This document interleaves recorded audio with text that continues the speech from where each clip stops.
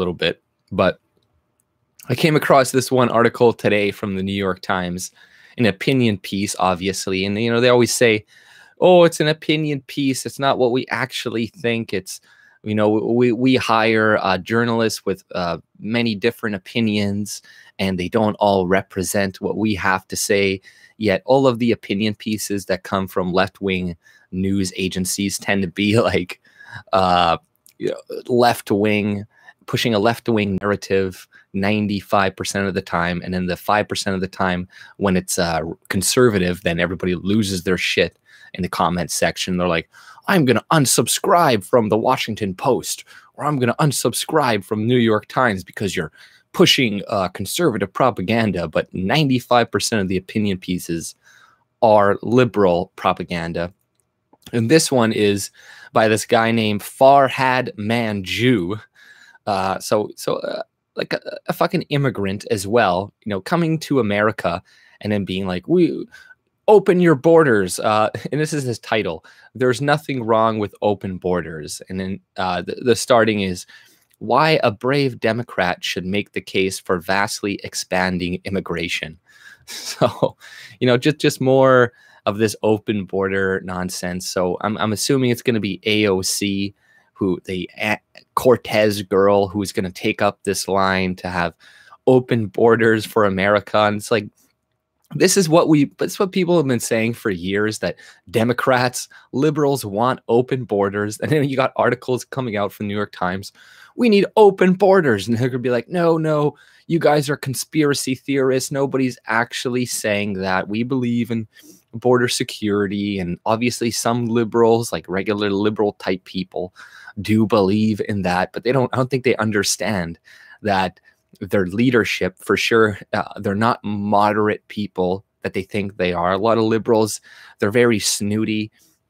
They think like, oh, I'm so moderate, and these people are moderate people as well, and they wouldn't want mass borders and mass immigration. That's just the fear-mongering from the conservatives. But no, it's not fear-mongering. This is what these people want, and now the demographics are changing more and more. The opinions are changing more and more because of the educational systems and the media and stuff, that they're feeling more okay to come out to say what they really want, which is open borders. And, you know, I'll read the article for you. But like I said, I came to this article earlier because I looked up white male on Google, and I looked up black male because, you know, obviously the results are going to be different. But when you type in white male, one of the first things you see is angry white male at the top. And then it's like angry white male, Beto's excellent adventure drips with white male privilege, fighting my white male privilege, white male theory, left or right, it's wrong.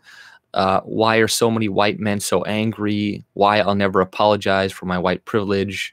The white male can't get hired. What should he do?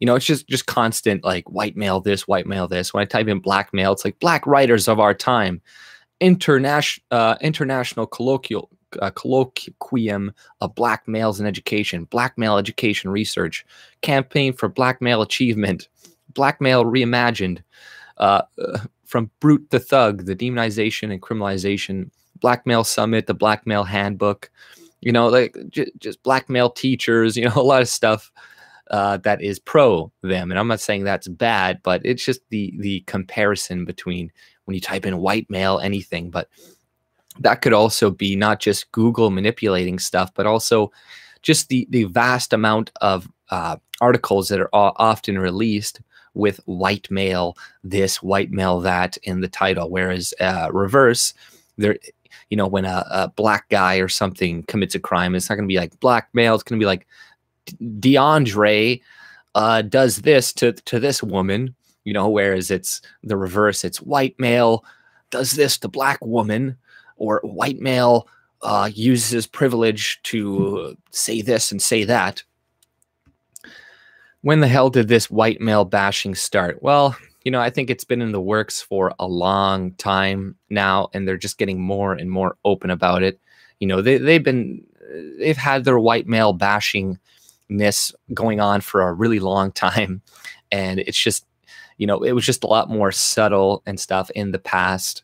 And now it's just more and more obvious. They feel more okay to come out with it. Hey, Gator, how's it going? But don't look up Black Stallion. No, I won't. The NWO is Muslim based. Hi all. Hey, Howard. In Mexico, you're in vacation in Mexico. Oh, that sucks. You're gonna have to come back to the frozen tundra of Canada. Hey, Paul. It's been happening for like 50 years, but it's been open for about 10 years now. Yeah, exactly. Right. It's been going on for a really, really long time, you know, kind of just a lot more subtly.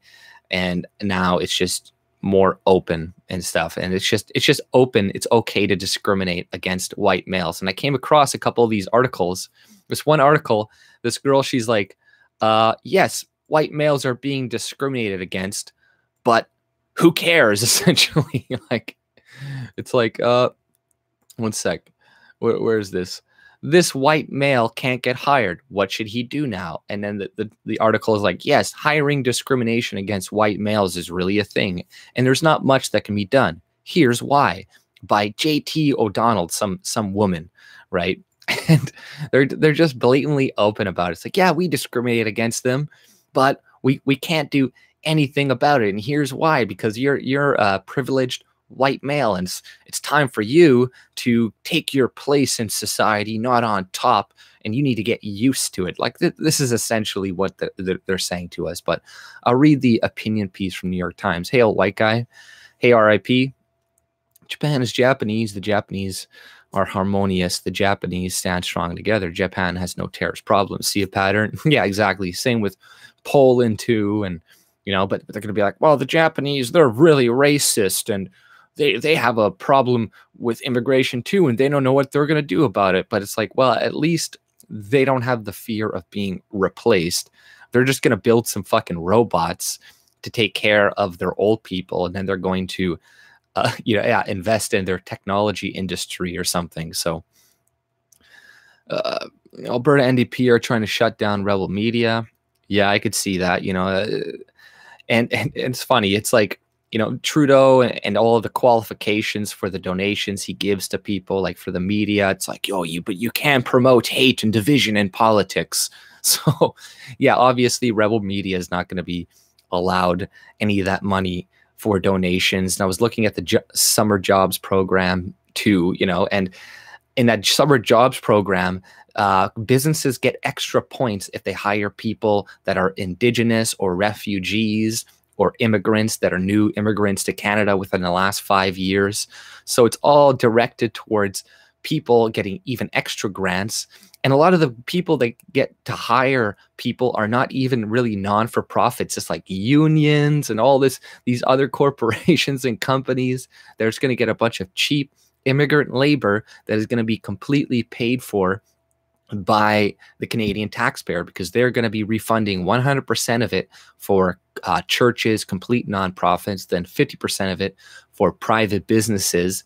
And a lot of it is designated to people who specifically hire, you know, minorities, women, and all this other shit, get them jobs, and then, and then discriminates against people who are going to be participating in actions that are against people's charter rights of gender identity and this and that, essentially meaning if you don't support abortion rights, because rights, you know, it's so stupid. They're like, if you plan on limiting their rights in any way, abortion rights, then you don't get money whatsoever. And that just means like limiting, like in America, they made it so you can't, employers aren't forced to pay for women's abortions and stuff anymore. And then a court reversed that decision. They're like, oh, that's my right to get an abortion, or to get my employer to have you pay for my birth control, yada, yada, yada. RCMP are hiring criminals with criminal records too. Yeah, I just saw this other thing where this guy's like, I'm a refugee, now I'm an RCMP. And from 5 years to now, you know, we just got shut up right away. And there's tons of this diversity hiring. They're saying it's not. They're like, oh, no, they're just better than you. And you're just a stupid white male, white person. and you're just mad because you're not on top anymore. Ha ha ha. And then, but there's all of this money, these programs being centered around getting them jobs, making sure they find work, like, you know, doing it on the taxpayer dime while the Canadians here get shit on. You're like, you know, and then you got all these people like the New York Times. I'm sure Trudeau is going to share this article later, how open borders is such a great thing for the economy, right? And this fucking brown guy saying it from I don't know what country. And it's like, go to fucking hell, man. Go back to your country and advocate open borders over there. That's the thing I really dislike. It's a one-way street with this open borders. It's like, oh, it's so great. People can move from Ghana to Tennessee whenever they want. That's awesome. It's like nobody's going to be doing the reverse. It's only a one-way ticket into our countries. Nobody's going to their countries. Hey, Saint, long time no see. I haven't seen you in a while. Happy New Year. You got the net. You just got the net. Oh, nice. That's what I was thinking. You're probably moving and stuff. We got to have that stream with me, you, and Kelly soon as well. AJ Notley actually is trying to take Rebel down in court and has been harassing their contractors, etc. This is just developing. Oh, fuck. Yeah, well, like that is just ridiculous. You know, it's they're attacking free speech, really, in Canada. It's like we are increasingly having less and less of it. There's like, what, that comedian the other day that is being charged $46,000 in Quebec because he violated the human rights thing because he made fun of some disabled kid or something. This disabled kid is still milking it. He's like, oh, I'm still suffering from what he said 6 years later. And it's like, fuck off, man. I don't care if you're disabled. That's bullshit. I care more about freedom of speech and having the right to make jokes than the feelings of some kid that's disabled or something. I just don't care. Honestly, I don't give a shit. And if I'm a bad person for that, oh well, fuck you. Royal Canadian Muslim Police, CSIS and RCMP got caught plotting terror attacks in BC. Yeah, and they're trying to frame Canadians. Like, you know, these organizations do this all the time. The FBI has done this. CSIS has done this. CSIS did this whole fake Nazi thing years ago. I forget, they pretended to be Nazis and they created this whole fake Nazi scare or something like in the 80s. I can't really remember. But AJ's robot, that's why his head is always covered. I'm not a robot, see? It's just long, crazy hair. You piece of shit, old white guy. You bastard, man. You're a son of a bitch. If anybody subscribed to his channel, unsubscribe immediately. Yeah. Oh yeah, here comes Anarchor. I'm a bourgeoisie. Oh man, it's like it's funny. It's like I grew up. I've been working since I was 13 years old. I've had to pay bills since I was 16 years old. I've been working ever since then, nonstop. You know, paying bills. Not rich. I'm not fucking rich whatsoever. I'm a bourgeoisie because I believe in capitalism and free trade. Oh, you know, I'm like, I've been poor my whole fucking life, man. What the fuck are you talking about? Your life has probably been a lot easier than mine. You probably had a lot more things given to you than was given to me growing up. I can probably guarantee you that. So calling me a bourgeois, you know, it just reveals you as a fucking socialist Marxist or something, essentially. But yeah, you're going to make me go off your rant, with your nonsense. We're going to ignore it. The RCMP frame job was manipulated on a couple low IQ Canadians. So there you go. Yeah, you know, it's just, you know, they often get people to, you know, do crimes or whatever, you know, where they, I forget what the term is called, where they, you know, not frame people for a crime, but, you know, lure them into it and essentially make them do it and stuff. But, you know, at the same time, those two other people were kind of like willing to do it too. So it's kind of fucked. But yeah, the RCMP is fucked. Like, you know, you look at the cops in the UK and stuff, and all the them overlooking what's happening to those girls for so many years. You're like, can you really trust these people? No, you can't. You can't trust the RCMP. I've been saying that for years. I haven't said, I've never been in support. I've never been one of those people that was like, oh, you need to support the police no matter what. Oh, blue lives matter, blah, blah, blah. It's like, no, fuck the police. Honestly, fuck the police in a lot of circumstances. Oh, them, you get just killed and destroyed by all these criminals everywhere. It's like, okay, whatever, man. It's like, maybe just allow people to carry weapons and protect themselves, and we wouldn't need you as much to protect us, which you do a very poor job of it, setting up fake terrorist attacks or not being there when terrorists are killing people and stuff. Like, you know, it takes minutes for people to reach the crime scene. If somebody has a gun in a lot of these situations, they could pull it out and kill them. It takes a second to pull out a gun, while it takes minutes for police to show up at a place. But because of your safety, we're going to take away your rights, because occasionally a toddler shoots somebody else or something, and there's some accident here or there.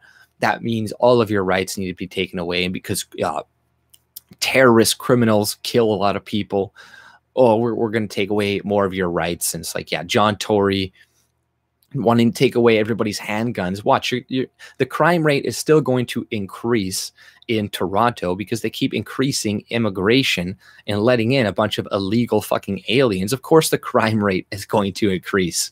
Like, this is not fucking rocket science whatsoever. It's just people are too afraid to say what the fucking real problem is. It's mass migration. It's diversity. It's a lot of these people coming that are more prone to committing violent crime than the native population.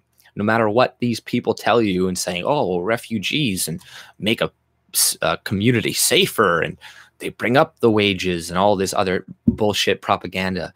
It's just more shit to replace you. But you know, I'll read those. I'll read this article here because it's pretty ridiculous. But this is from here. I'll give you the archive link here because it's an opinion from the New York Times, and I'm never going to ever sign up for a article thing, you know, a paying article thing. They're like, oh, pay us $5 a month and we'll give you a deal. It's like, no, none of these people are ever going to get my money.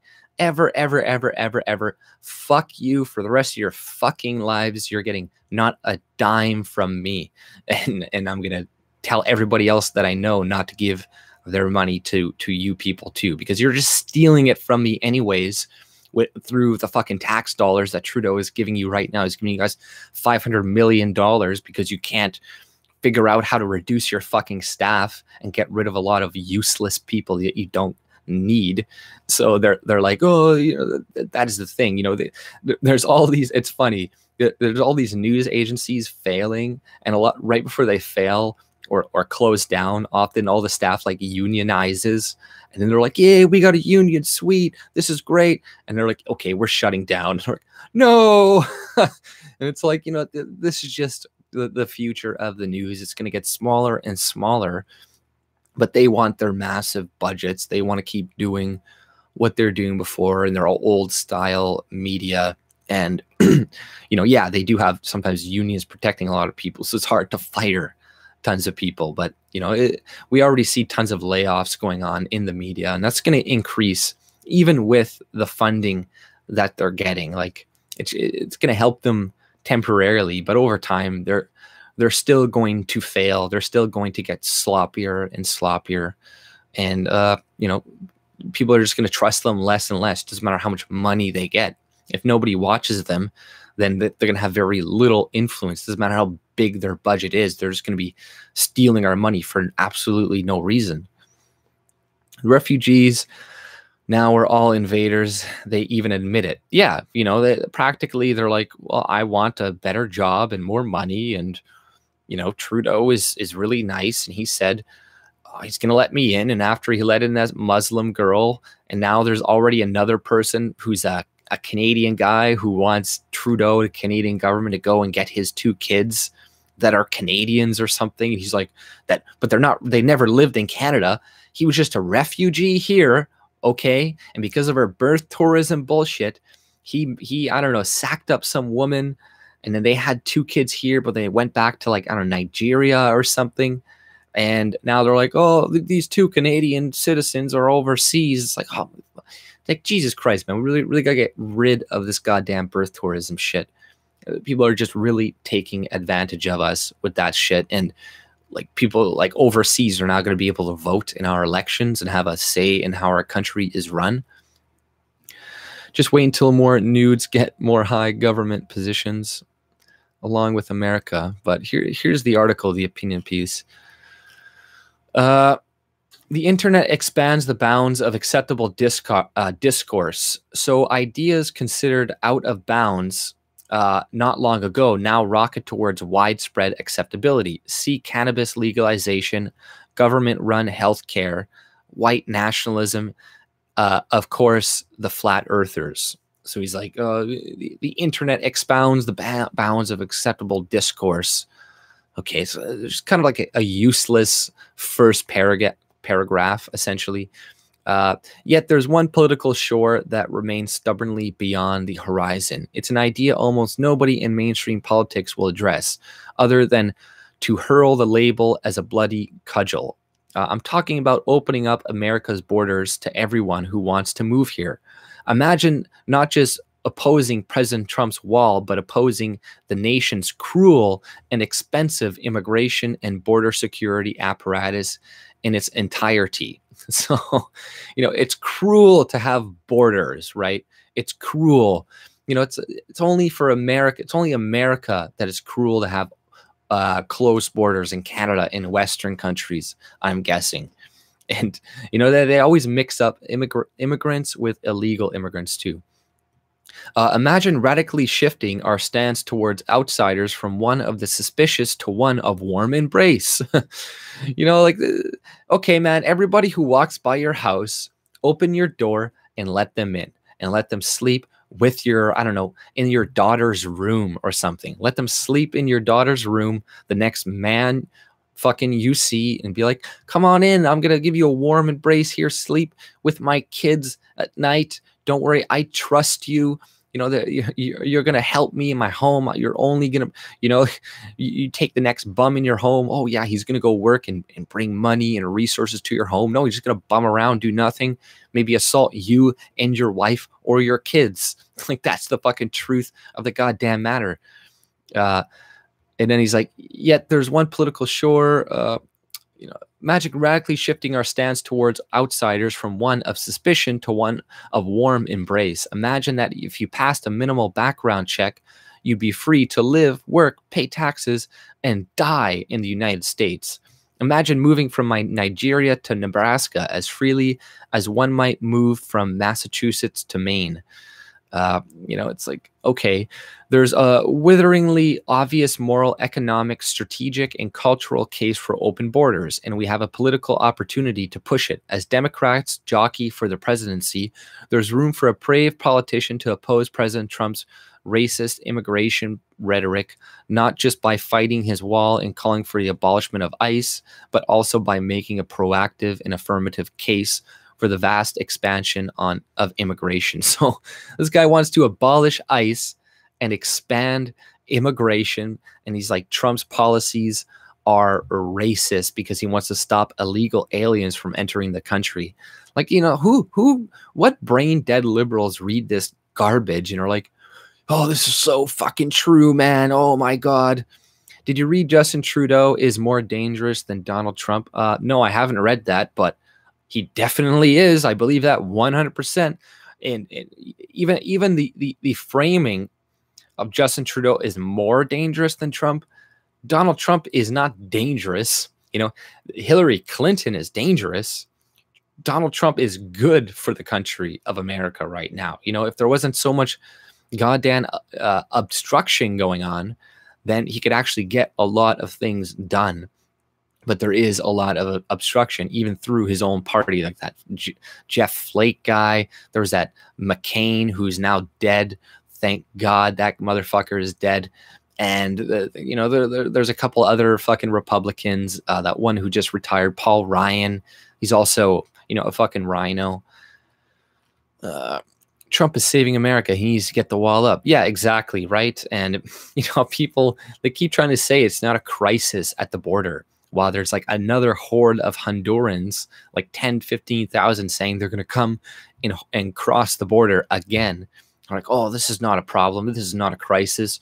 They keep saying that. They said that in Europe for all the migrants crossing into Europe. That's no, it's not a crisis. The only people who use that language are right-wing racist xenophobes. And same with Canada. Oh, the border, all the people at Roxham Road. No, that's not a crisis. If you say it's a crisis, you're just crazy and making crazy rhetoric, and you're a xenophobe, and you hate Muslims, essentially. And it's like this is all the arguments that they ever have, and I don't understand how people still buy this shit. Read up on what is really happening. AJ, you are a moron. What? Okay. You're a moron. Elaborate before you call me a moron. Poverty abroad, that is. Okay, let me look at this retard. Dude, are you Canadian in Canada? What? What? Who are these people that come on my fucking channel and say stupid shit all the time? Yeah, okay. Well, tell me what the real thing is. But until you do, I'm going to read a little bit more of that article, because it gets funnier, right? President Trump's racist immigration rhetoric, not just by fighting his wall and calling for abolishment of ICE, but by also making a proactive and affirmative case for a vast expansion on immigration. It would be a change from the state politics of the modern era, in which both parties agreed on the supposed wisdom of border security. The border security, you put it in quotes, and assume that immigrants were to be feared. See, immigrants, see how they manipulate the language like that, assume that immigrants were to be feared. These are not immigrants. These are illegal aliens. Illegal aliens, not immigrants. Like, what the fuck is wrong with these people? But they do this on purpose. It's to make people think that Trump is really mean to immigrants and he hates all immigrants, and oh my God, he's gonna fucking throw gays off rooftops like Muslims or something. No, that AJ needs me to defend him. Just not. Oh, thank you, Julie. But yeah, I don't know who this guy is, but people just come around and say random shit. It's funny though. I don't care. Say whatever you want about me. Argue. It's cool. But it would be. But I'm gonna hit back. I might call you a retard, an idiot. So, that's the thing. I react. I'm generally pretty nice. But if you come at me all negatively and you come at me all like attacking me I'm gonna react just as bad, right? And be like, whoa, calm down. It's like, well, what are you doing? Why you come at me? You're all snooty, call me this or moron and stuff. Be ready to get it back, right? It would change from state politics, yada yada yada. As an immigrant, this idea confounds me. My family came to the United States from our native South Africa in the late 1980s. After jumping through lots of expensive and confusing legal hoops, we became citizens in 2000. Obviously, so he's like, oh, it took so long. It was so confusing and blah, blah, blah. Oh, would you rather be in South Africa right now? Shut the fuck up. You're in America. Would you rather be in South Africa right now with the problems that they're facing? Oh, but it was so confusing and it took so long.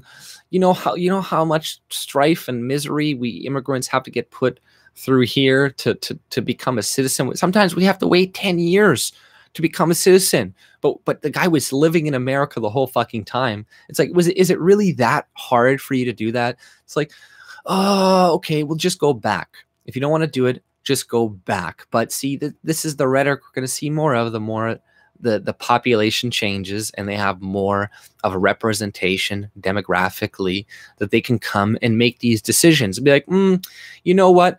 We don't need to wait 10 years anymore. If you're from these Muslim countries, you only have to wait 2 years. If you're from European countries, 20 years, because you have white privilege and you guys have been on top and have been oppressing the rest of the world for so many years that you don't really have a right to come into this country. Not that anybody would want to come in at that point anyways, but you know, that's what they're gonna fucking do. And you know, keep reading it. As an immigrant in from South Africa, you know, go back.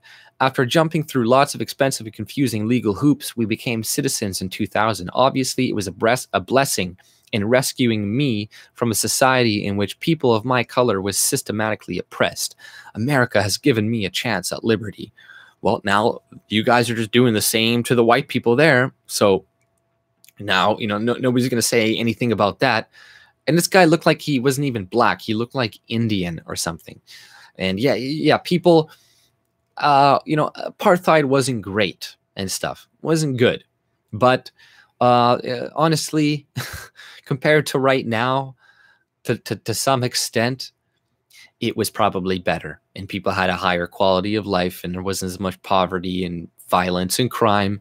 But that doesn't mean I think that it's right, and then white people should go back there and reinstitute apartheid and all this stuff. But this is just a fact. It's true.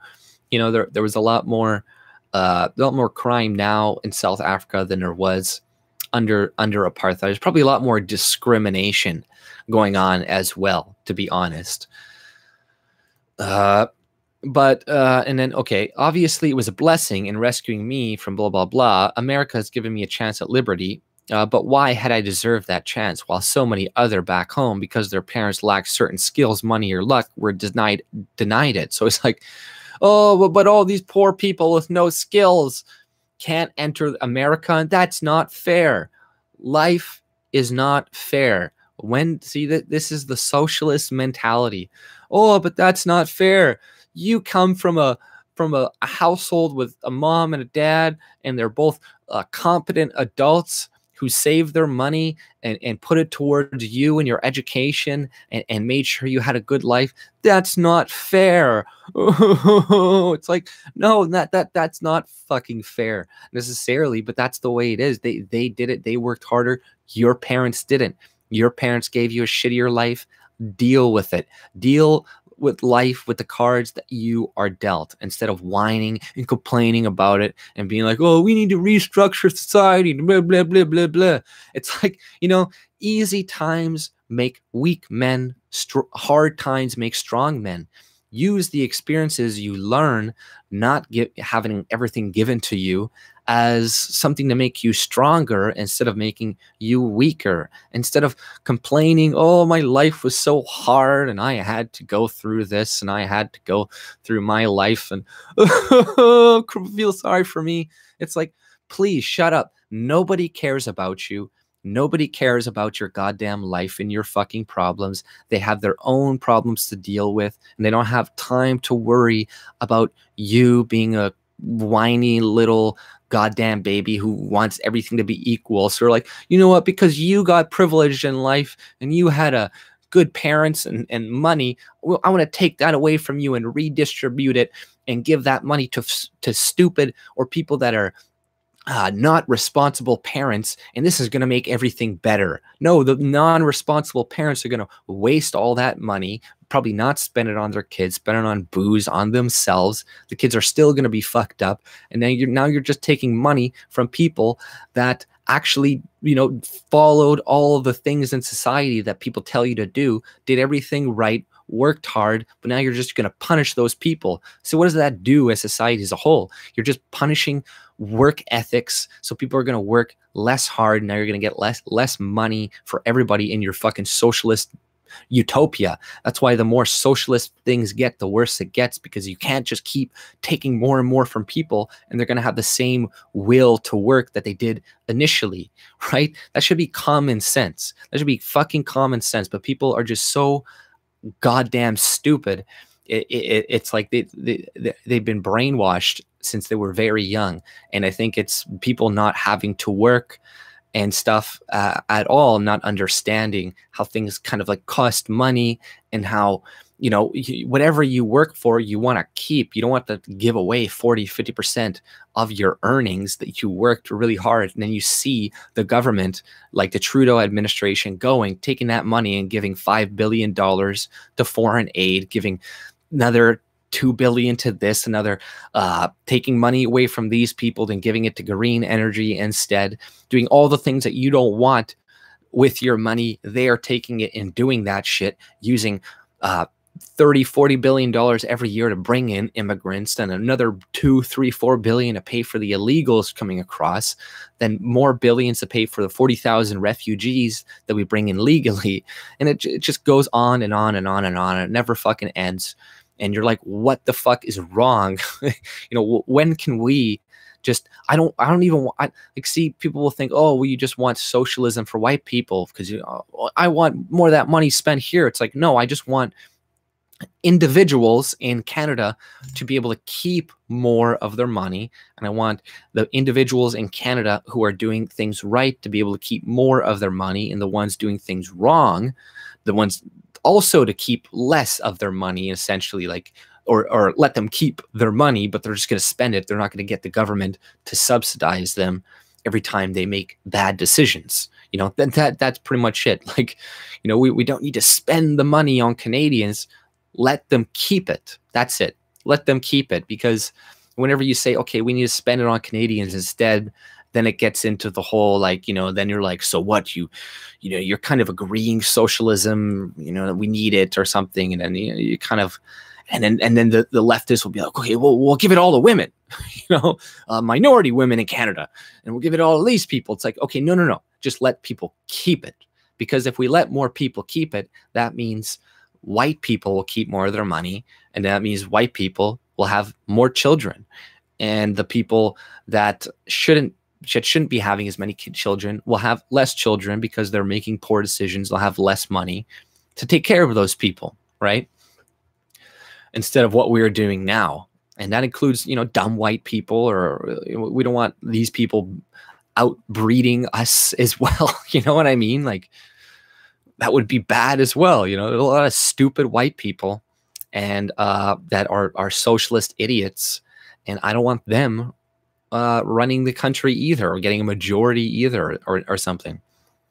But, you know, intelligence isn't everything either, you know, not to say, like, you know, but because sometimes some people who are very educated are the most brainwashed and are very hard to convince. Like, sometimes you're very intelligent, you can be convinced of something that is very wrong early on, yet, you know, it's going to be hard for you to get, you know, convinced out of that. Whereas if maybe you're less intelligent, sometimes it's actually better. It's easier to convince you out of certain propaganda. Whereas people that are more invested in it, you know, like some of these scientists or some of these people are dedicated careers on their Marxist theories and stuff. Some of these people are very smart, but they're just deluded in the brain.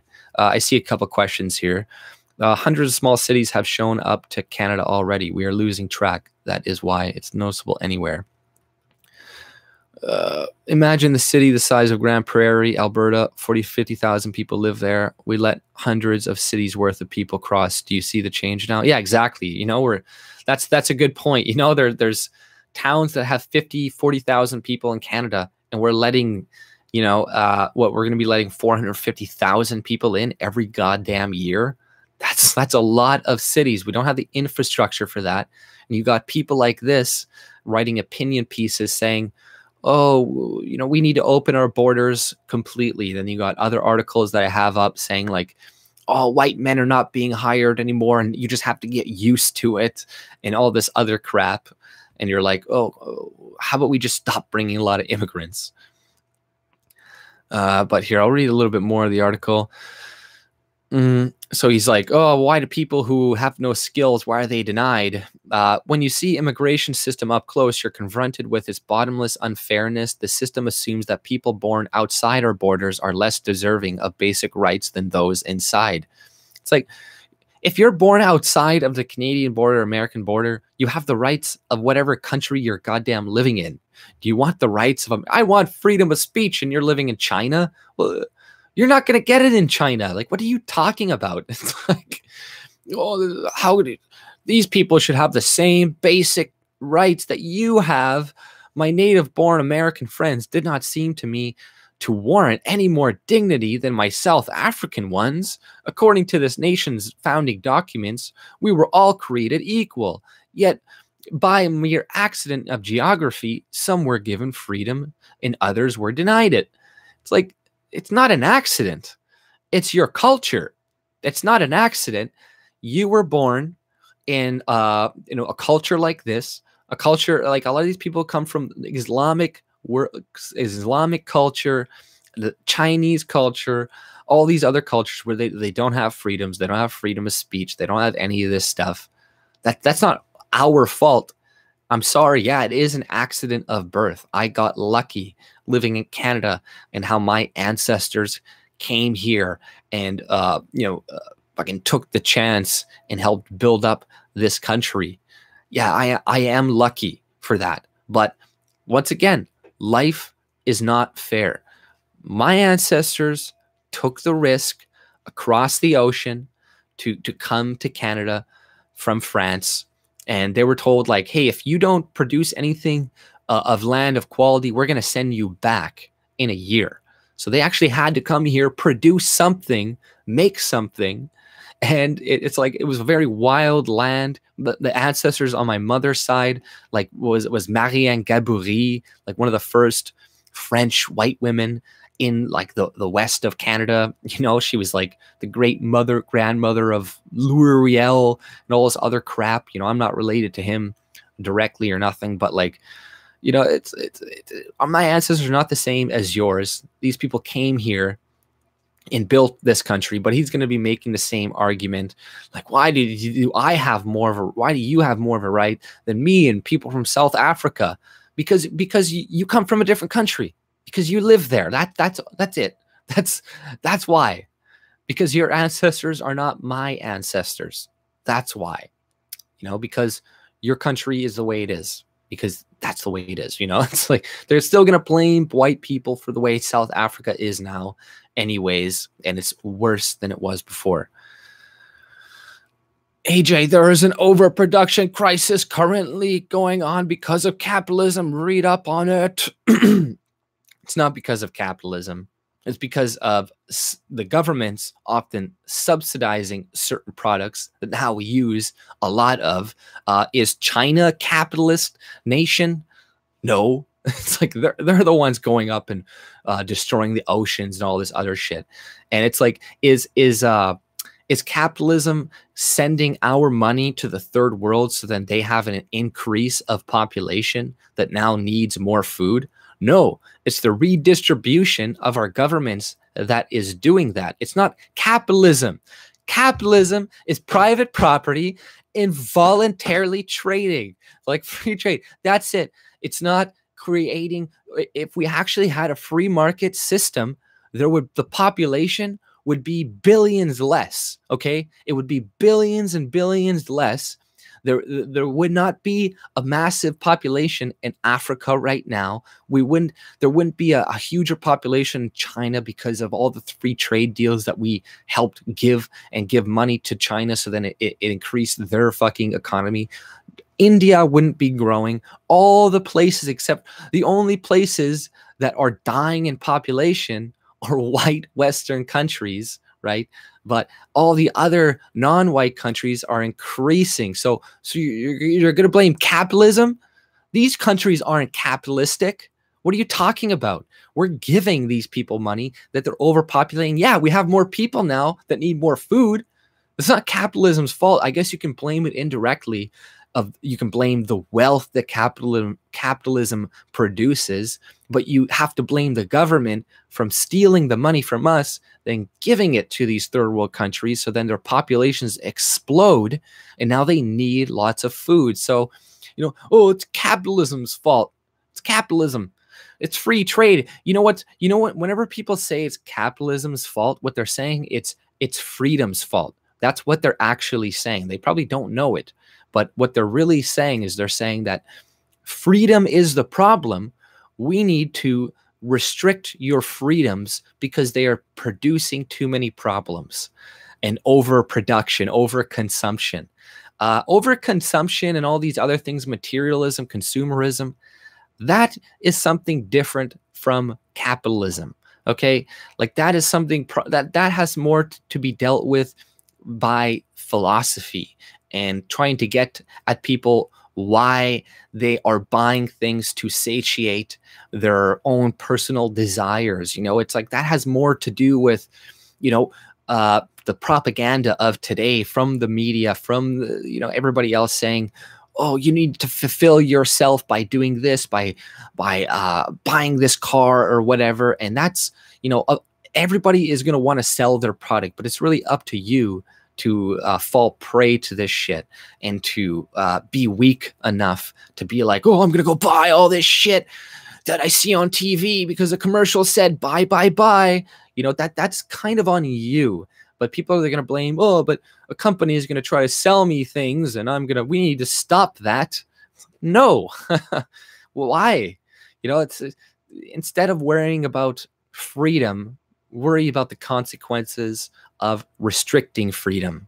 You know, it's like, oh, we need to restrict freedom of speech because white supremacists are using it as cover to promote Nazism. Like, this is the argument that they fucking use to suppress freedom of speech. China is not a capitalist country, man. They're openly communist. They're openly communist. What are you talking about? They have a dictatorship. They just ruled fucking a ruling dictatorship. Like, no, they don't have fucking capitalism, man. They have aspects of capitalism now when they open up their economy a little bit and then actually help them get out of tons of poverty and stuff, but whatever. Go be a socialist. I waste my time arguing with these people, honestly. They have a social credit system now. Like Hong Kong is the only aspect of capitalism. It's an excellent system. My bottle of Jameson is proof. But yeah, you know, I don't know. I always get these people arguing against it, but I'll read a little bit more of the article here by the opinion piece. But my native-born American friends did not seem to me to warrant any more dignity than my South African ones. According to this nation's founding documents, we were all created equal. Yet, by mere accident of geography, some were given freedom and others were denied it. When you start to think about it, a system of closed borders begins to feel very much like a system of feudal privilege, said Rhys Jones, a professor of geography at the University of Hawaii, who argues that Democrats should take up the mantle of open borders. It's the same idea. So from Hawaii, somebody who on Hawaii in a fucking island is telling America to have open borders. You know, yes, they are part of America, I know. It's the same idea that there's some sort of hereditary rights to privilege based on where you were born. Yes. What has this changed? There is a hereditary rights to the fucking place you were born. Like, these people are so crazy. This is secret authoritarianism. You know, it's like, oh, just because your parents own that house doesn't mean that they can leave it to you. You know, this type of propaganda leads into, you know, taking away like inheritance rights, you know, because it's like, oh, well, just because you're, you know, and that would destroy people's drive to work and stuff, because ultimately, once again, if you don't understand that people care more about themselves and their family than they do other people, if you take away people's ability to save for their children, that's going to destroy their incentive to work. And now your economy is going to go in the shitter. So, but socialists think, oh, you shouldn't be able to keep the money you save up for your kids. If you save up $10-20 million, the government should be able to take all that money away. But that would destroy incentive. But it's the same thing with land and a country, like this guy is saying. It's like, yes, we have a right to this country because our parents took the risk took the investment of coming across the border to make this into a country, to make it into our country. So now we have the right to say, no, you can't. You can come in. You can't come in. You can come in. You can't come in. And that's especially the case if we have a welfare state. We have all of this coercive government going on that is stealing our money and redistributing it amongst people and things that we don't want. You know, that is especially true. You must have a border when you have this system. Now, if we have a truly free society where there's no theft of whatsoever, then to some extent you could kind of have an open border, but that's a whole different other discussion. But that's not even close to what we have. So it's like, no open border whatsoever. And all that's going to do is funnel and take more money from the native population, you know, of white people and shit. But when you see the immigration system up close, you're confronted with the bottomless unfairness. The system assumes that people born outside our borders are less deserving of basic rights. Blah, blah, blah. When you start to think about it, a system, closed borders, a feudal system, blah, blah, blah. Yeah, hereditary privilege based on where you're born. I admit the politics here are perilous, although America's borders were open for much of its history. See, there was not a fucking welfare state, but they neglect to say that the borders were open through much of its history, even though it did not have a fucking welfare state. And it wasn't really open necessarily. You know, they didn't allow anybody in to America. I don't know what point in history this guy is talking about, but where is this? It's the same idea that some I admit the politics are perilous. If your ancestors came here voluntarily, there's a good chance it was thanks to open borders. Restrictions on immigration are now baked so deeply into our political culture that any talk of loosening them sparks anger. People worry about immigrants will bring crime, even though stats show immigrants are no more dangerous than natives. People worry they'll take jobs away from native workers, even though most studies suggest that immigration is a profound benefit to the economy. And there's little evidence it hurts native workers. And if we worry that they'll hoover up welfare benefits, we can impose residency requirements for them. So it's like, yeah, you know, it's just showing more studies that are like also bullshit, that don't take into account a lot of the welfare and a lot of the actual money that they get through the government and stuff. Like a lot of immigrants, when they come here, especially in Canada, they're told about literally everything that they're eligible for, and a lot of them will sign up to like every single free thing. They'll make sure they take every goddamn resource that you give them, whereas Canadians, they don't know what the hell we're even eligible for, or we don't you know, go take it all like they're taking. Like, you know, I saw this one video of a bunch of refugees, I think it was in Britain, and it was at like a shelter, and they're waiting in front of a door, and as soon as these people open the door like for food, they all just rush the door, and all these like white homeless people in the back, they're just like standing there like, what the fuck? But there's all these like Muslim women with like headscarves just taking all the food right away. And you're like, you know, a lot of these people come when it's like, you know, they come to Canada and they're like, holy shit, free shit everywhere. I'm going to take advantage of literally every single free thing that they are going to give me in this country. Yeah, and they're lying. It's like immigrants are no more prone to crime than natives. Yet you look at Toronto and there's a massive crime increase. And guess what? It's not native-born white Canadians.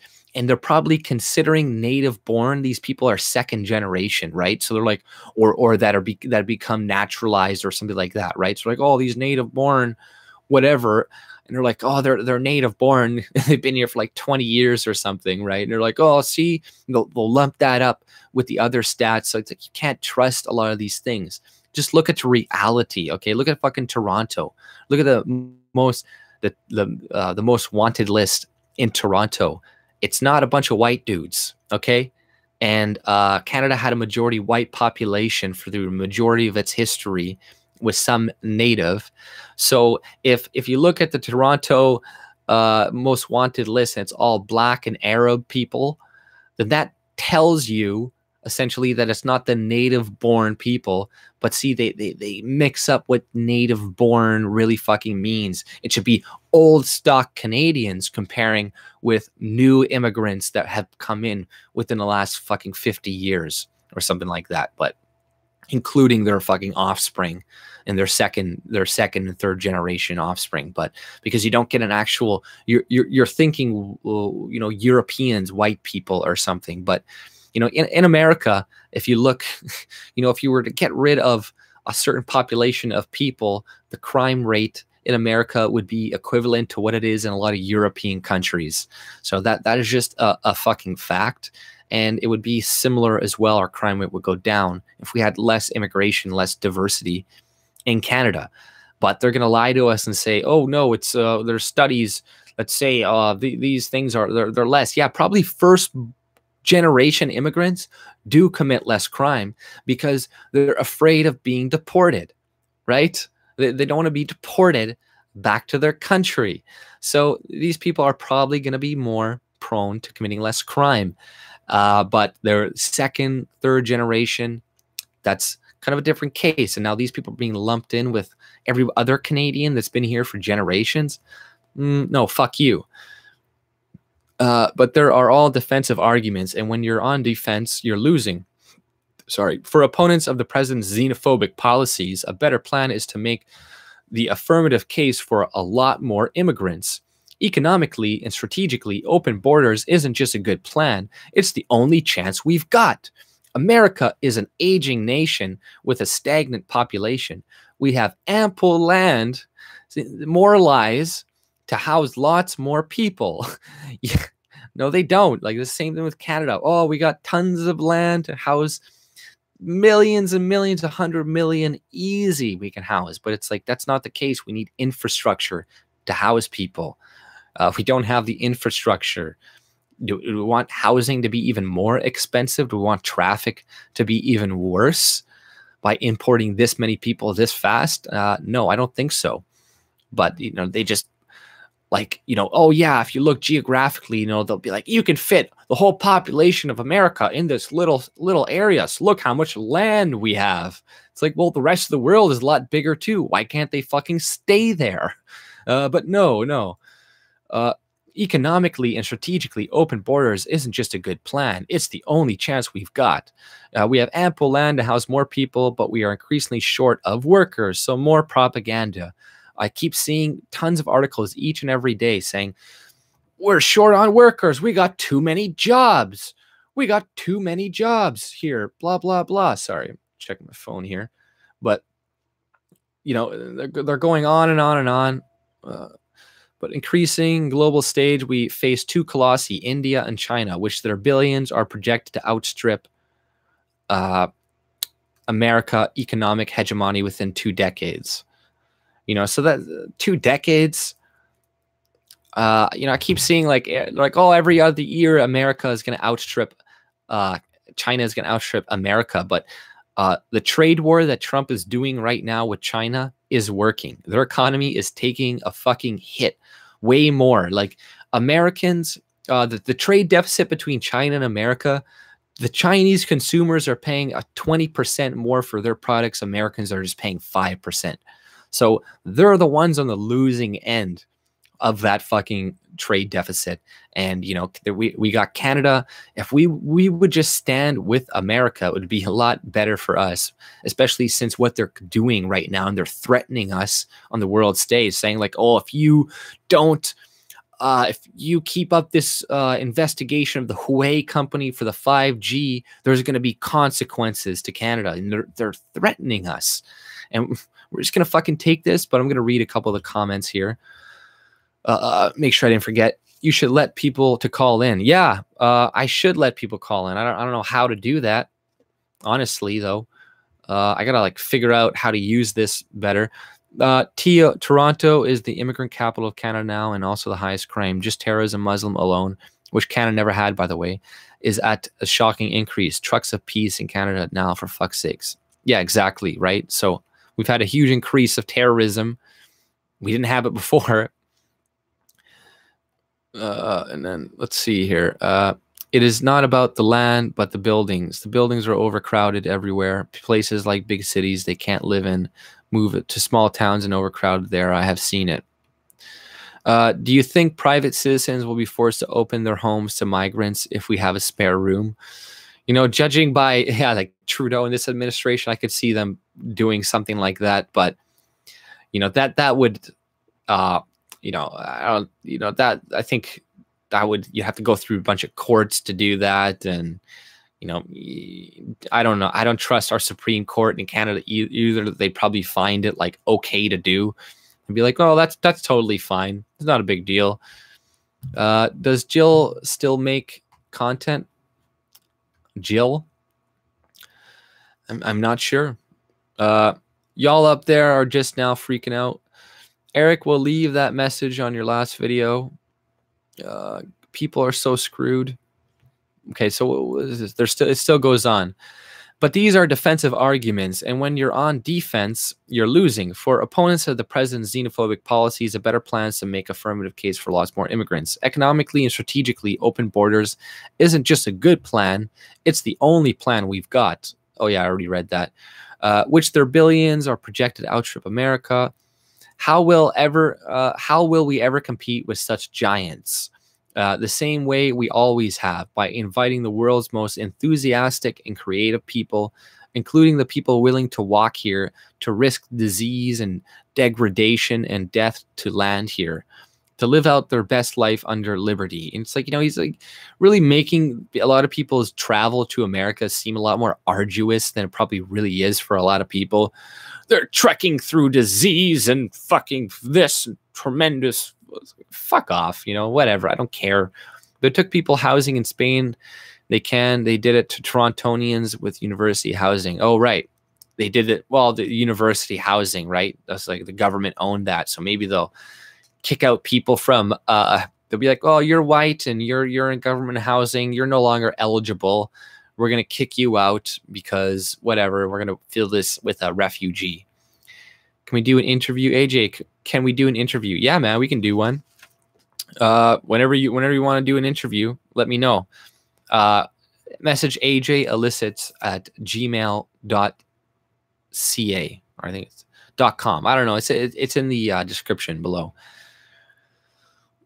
I can't get over how these lefties have endless compassion for everyone but their own fellow. Yeah, I know. It really boggles the mind how much compassion, yeah, these people have for other people, except for, you know, their own fellow Canadians. They really do not care about us whatsoever. Hey, Kelly, how's it going? Hope you're having a wonderful day. I caught a little bit of your stream last night. Oh, that's right. Oh yeah, I was trolling her stream. Yeah, I like to troll people's streams, and then a lot of people think I'm like a Arab or a Muslim, because I have a beard, and I'm like, oh, Allah is peace, Islam is peace. And they get all mad, and they're like, oh, get this fucker out of here. And how is he doing this? Blah, blah, blah. But, you know, and I'll read a little bit of the article at the end of it. How will we compete with such giants? People risk disease. A new migrant caravan is forming in Honduras, and the president is itching for the resulting political fight. He's not itching for it. I'm sure he doesn't want these Hondurans coming to the border and him having to deal with this, because it's just a political heyday for Democrats and liberals to be like, he's gassing kids at the border. And they just want more kids to die with their parents that are horrible parents dragging their kids and not feeding them water or food for like 5-6 days at a time. Like, there was a couple of kids that died recently, you know, like when they were coming into the border of America, and it's like they're blaming Trump and the border police and all that, but like the parents at one point like refused the doctor's help. They're like, no, my son's okay or whatnot. Then the people came back later, tried helping him, you know, they gave them lots of shit, but they're still going to be blamed. The Democrats want parents that don't give a shit about their kids, essentially, to drag them across 2,500 miles to the American border, and for more kids to potentially die so that they could use this against Trump to call him a bad person, or they want more kids to be separated and at the border. And Trump is separating parents. It's like, you know, a lot of these people, how do you know that they're parents? You really don't a lot of the times. A lot of these kids are abused, sexually abused. A lot of women that are crossing the border are like raped, assaulted. But, you know, they're not going to talk about that. They're just going to talk about how Trump is an evil meanie for wanting to keep people from invading his goddamn country. Sub Kelly. Oh, yeah, you got to definitely sub to Kelly for sure, man. Voltron. They're just trying to cross in America because they know they can illegally enter Canada. Yeah, right. There's Trudeau. I remember seeing something a couple weeks ago. He said that he is going to be, he accepted some of these visa applications from some of these people, Hondurans, that like crossed into Mexico. Then, you know, they went to the asylum thing there and applied there, but they applied in Canada, and we accepted some of them. It's like, are you kidding me? But, you know, what do you expect from our administration right now? By Trump protecting our southern borders, stop illegals, yeah, you know, Trump stopping that is going to help us. But then again, a lot of them, I think Mexico is allowing them to apply for refugee status or something, but they're still going to apply to Canada because they know Trudeau is a cuck and he's going to allow them all in. But yeah, that's the end of this article right here. But that's the one I found earlier. But like I said earlier, I was on Google and I noticed if you type in white male, all you find is like all these white male articles and like how they're privileged and all this crap. And I came across a couple articles that I thought were kind of interesting and kind of led into a little bit of what I was reading earlier. But one of the first articles is like why the end of white men is actually good for white men. And this article is written in 2012. I believe, or hold on. There's another one actually I'll read before that. And this is from 2004 from Harvard, Stanford Business. How do white males fare in heterogeneous workplaces? A study shows that diversity didn't have a strong effect on women and minorities as it did on white male workers. So, you know, this study pretty much goes to explain that the only people negatively impacted by diversity in the workplace is white males, whereas women and minorities aren't. It pretty much stays the same. And, you know, this article, it goes on to explain, you know, it's because they don't have the power they did before. So they feel, you know, they don't want to come into work anymore, and they're more lazy. And it's like, no, it's probably because they see a lot of people that are getting unearned praise and getting moved up ahead of them, even though they're working very hard. And they see other diversity hires getting promoted, and they're like, fuck this. Once again, socialism, all this type of stuff, it destroys people's motivation, because they're like, well, what's the point of working so hard if it's just going to be taken away, or nobody's going to acknowledge my workmanship or how hard I work? But this is the article. As greater numbers of women, ethnic minorities, and other non-traditional employees join the workforce, the increasing heterogeneity of employee groups has had a greater negative impact on white males than on non-whites and women. Work done by Anne S. Swee and Terry Egan of University of California, Irving, and Charles A. O'Reilly of Stanford Business School found that men in homogeneous work units reported the highest commitment to their jobs. So men at homogeneous workforces commit the highest commitment to their jobs, but the researchers said that commitment of white males fell off as work groups became more heterogeneous. As the homogeneous makeup of their work groups eroded, white male workers became less closely attached to their fellow workers. They had higher rates of absence and reported a lower intention of staying with the firm. In their study, Swee and O'Reilly found that diversity didn't have as strong an effect on women and minorities as it did on white males. In fact, women who worked primarily with men became more strongly attached to their work unit. So women who work with men become more attached to their work, and the attachment of all Caucasians decreased as more minorities were included in the group, while non-whites showed no less attachment to the work unit when they were in the minority. So, they're thinking that it's because white men are in the minority that they're no longer working as hard. And this kind of like fits in with their whole narrative right now to be like, oh, see, if you're oppressed or blah, blah, blah, then you're going to work less hard. And this explains why there's differences in society as well. Now the white men feel oppressed, so they're not working as hard, blah, blah, blah. But I have a feeling that a lot of these guys are just getting passed up for promotions and all these other things, and they're working very hard because, especially like in the construction field, so if you have like a woman or like a police officer, right? You got some women coming in, and they're now in the police force. And then look, who is the chief of police force right now in Canada? A fucking woman. A woman is the police force. And did she have to do all the same things that those men had to do in the police academy? Did she have to do as many pull-ups and push-ups as those men? Did she have to do as many physical activities and lift and do? No, she probably didn't. So it's like, it's frustrating to see that. And it's like, yeah, a lot of people, they're going to work less hard, try less hard. If they see, they're like, okay, this little 5'2" woman is now going to be my chief, telling me what to do. And she's going to be like, hey, asshole, listen to me. And you're going to be like, who the fuck is this bitch? Like, I'm not going to listen to her. She's got promoted. Like, no. And I maybe that's sexist. That's sexist. I don't know. Maybe I'm a little bit sexist, but I you know what I mean? I don't think that a lot of men would respect that when they see anybody get promoted for, if it's like, if you work at a place and there's tons of nepotism and you see the only people that get promoted is like the boss's brother and nephew and cousin, everybody there is going to work less hard and not be as invested in their work because they see no potential for improvement, right?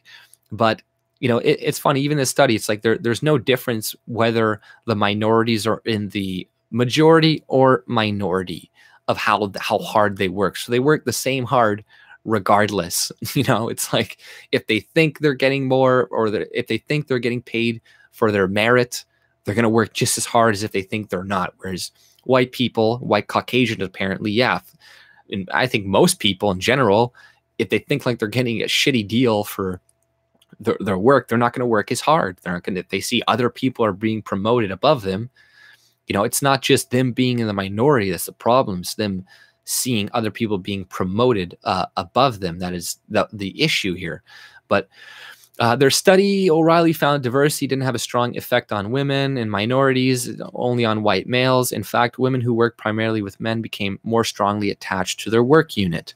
So, it's like, see, even the women that work with primarily men benefited. So they actually benefited. The attachment of all Caucasian decreased. It may be the lack of reaction by women and non-whites to being different and is conditioned to their changing social status, says the author. So they're like, non-whites and women are just so used to being like, oppressed or something. Women and minority employees in the sample may hold higher status jobs that historically were dominated by men and whites. Conversely, the negative reaction of men and whites may reflect a perception of diminished status. Sri Egan O'Reilly concluded that heterogeneous groups need to be studied from a viewpoint of the majority as well as the minority. Researchers should devote more attention to the adjustment process of the dominant group rather than restrict their research to how women and people of color fit the dominant culture, they write. Equally important are the interactions among individuals who are demographically different. We know little about the communication structure, conflict, and influence style decision approach of heterogeneous groups. While heterogeneous groups appear best at tasks that require creativity and judgment, they note, these groups can also decrease cohesiveness and increase turnover in firms. Managers, it seems, face a difficult balancing act. So apparently, the more diverse, it's better for, it's good for, I don't know, require creativity and judgment. It's better for creativity and judgment. But then for a cohesiveness and less turnover, it's better to be more homogenous, they're saying, you know. So they did, I don't know, a bunch of research on this, or I don't know how well, I didn't look too deeply into it, but that makes sense to me, that that's how things would be right now. Illegal refugees, a Minister of Immigration, Refuge, and Citizens makes no sense. Look at the Fort McMurray in northern Alberta ISIS compound. RCMP caught training ISIS. Oh, yeah. Saw that. Rebel Live Scott speech, if it's online, he talks about Alberta and the minimum wage hike and what it did. We should arrange a Muslim parade on the same day. Is there a way to contact me over Skype, or all you got to do is search my Skype? I want to show you how to use vid editing software. Content creators. Well, yeah, I'll check into that. But like, at this moment in time, I don't really care too much. Like, I'm trying to think, like, I might do some video editing, but I also like just to fucking rant and stuff. And I do have lots of shit, kind of do right now. I don't know.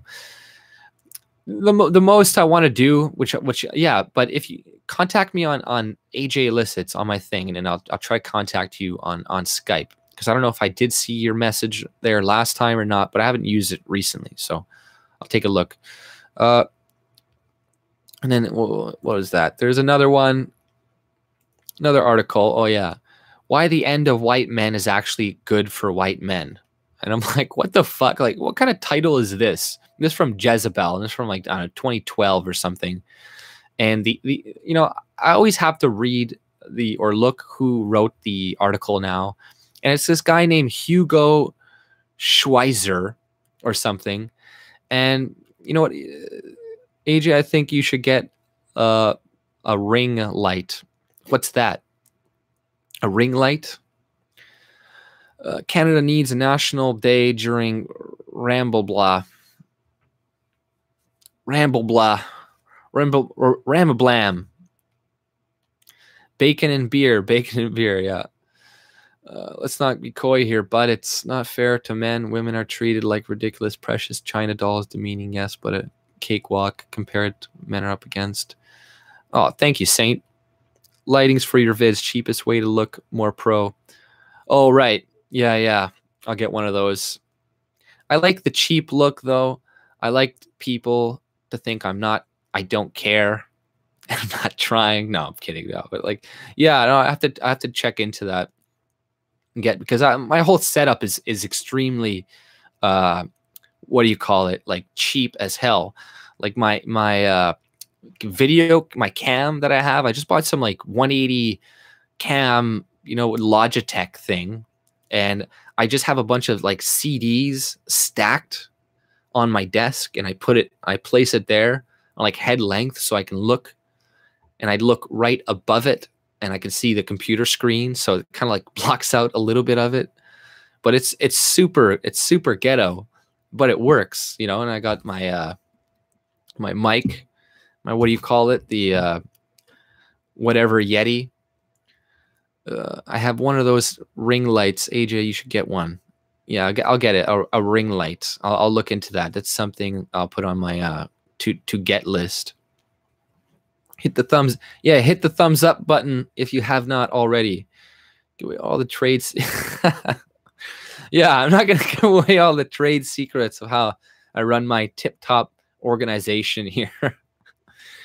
Yeah, no, it's pretty. Oh yeah, I shouldn't say ghetto. That's discriminatory against the racialized people and racialized communities. What I meant to say is it's white trash. That's what I meant to say. It's very white trash, because it's okay to say that. Your setup has always been fine. Delivery always excellent. Off the cuff and hilarious blunt. Oh, thank you, Saint. I messaged you on Skype. I don't like Skype. I think I haven't used it in a long fucking time. I'm a racist. I know that. AJ, now your setup is cool. Mine was cheap as hell too. Slowly improving. Used to have lamps set up sideways with the paper taped over them. Yeah, exactly. Right. It's, hey, whatever works. Right. One sec. Whatever works. Smack. I won't watch you anymore. Don't censor ghetto. No, I'm gonna have to censor ghetto because I don't want to. oppress minorities. You know, that's the last thing I want to do in my life.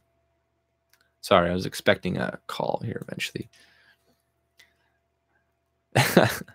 I'm glad I can make you laugh, Julie. I'm not trying to make you die, though. Please don't die. We need you to produce more content.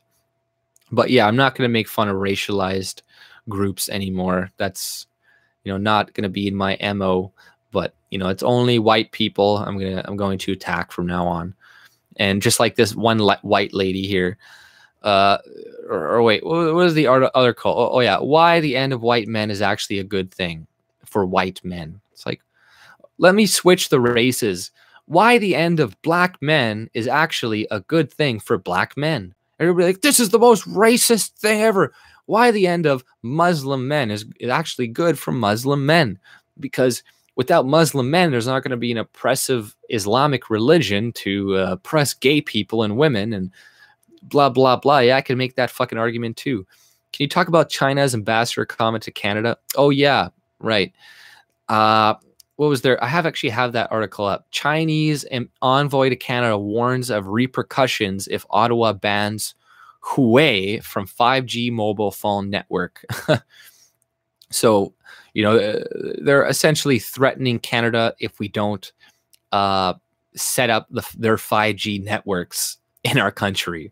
So what the fuck are they going to do? What type of repercussions is Canada going to face if we don't set up their 5G network? Because that's what they're doing. That's pretty fucked up that another country is doing that to Canada. And I just saw Chrystia Freeland. She came out and condemned Russia today. And she's like, release these gays immediately, right? Immediately. And then what is she saying about China? Is she saying, release these people immediately? No, they have Trudeau coming out. We're against the arbitrary detaining of our citizens. We're against the arbitrary sentencing of a man to death. And then to Russia, you must release these gays immediately. And it's like they're fucking Russians or Ukrainians or whatever. I don't care. I don't give a shit. Okay? Whatever.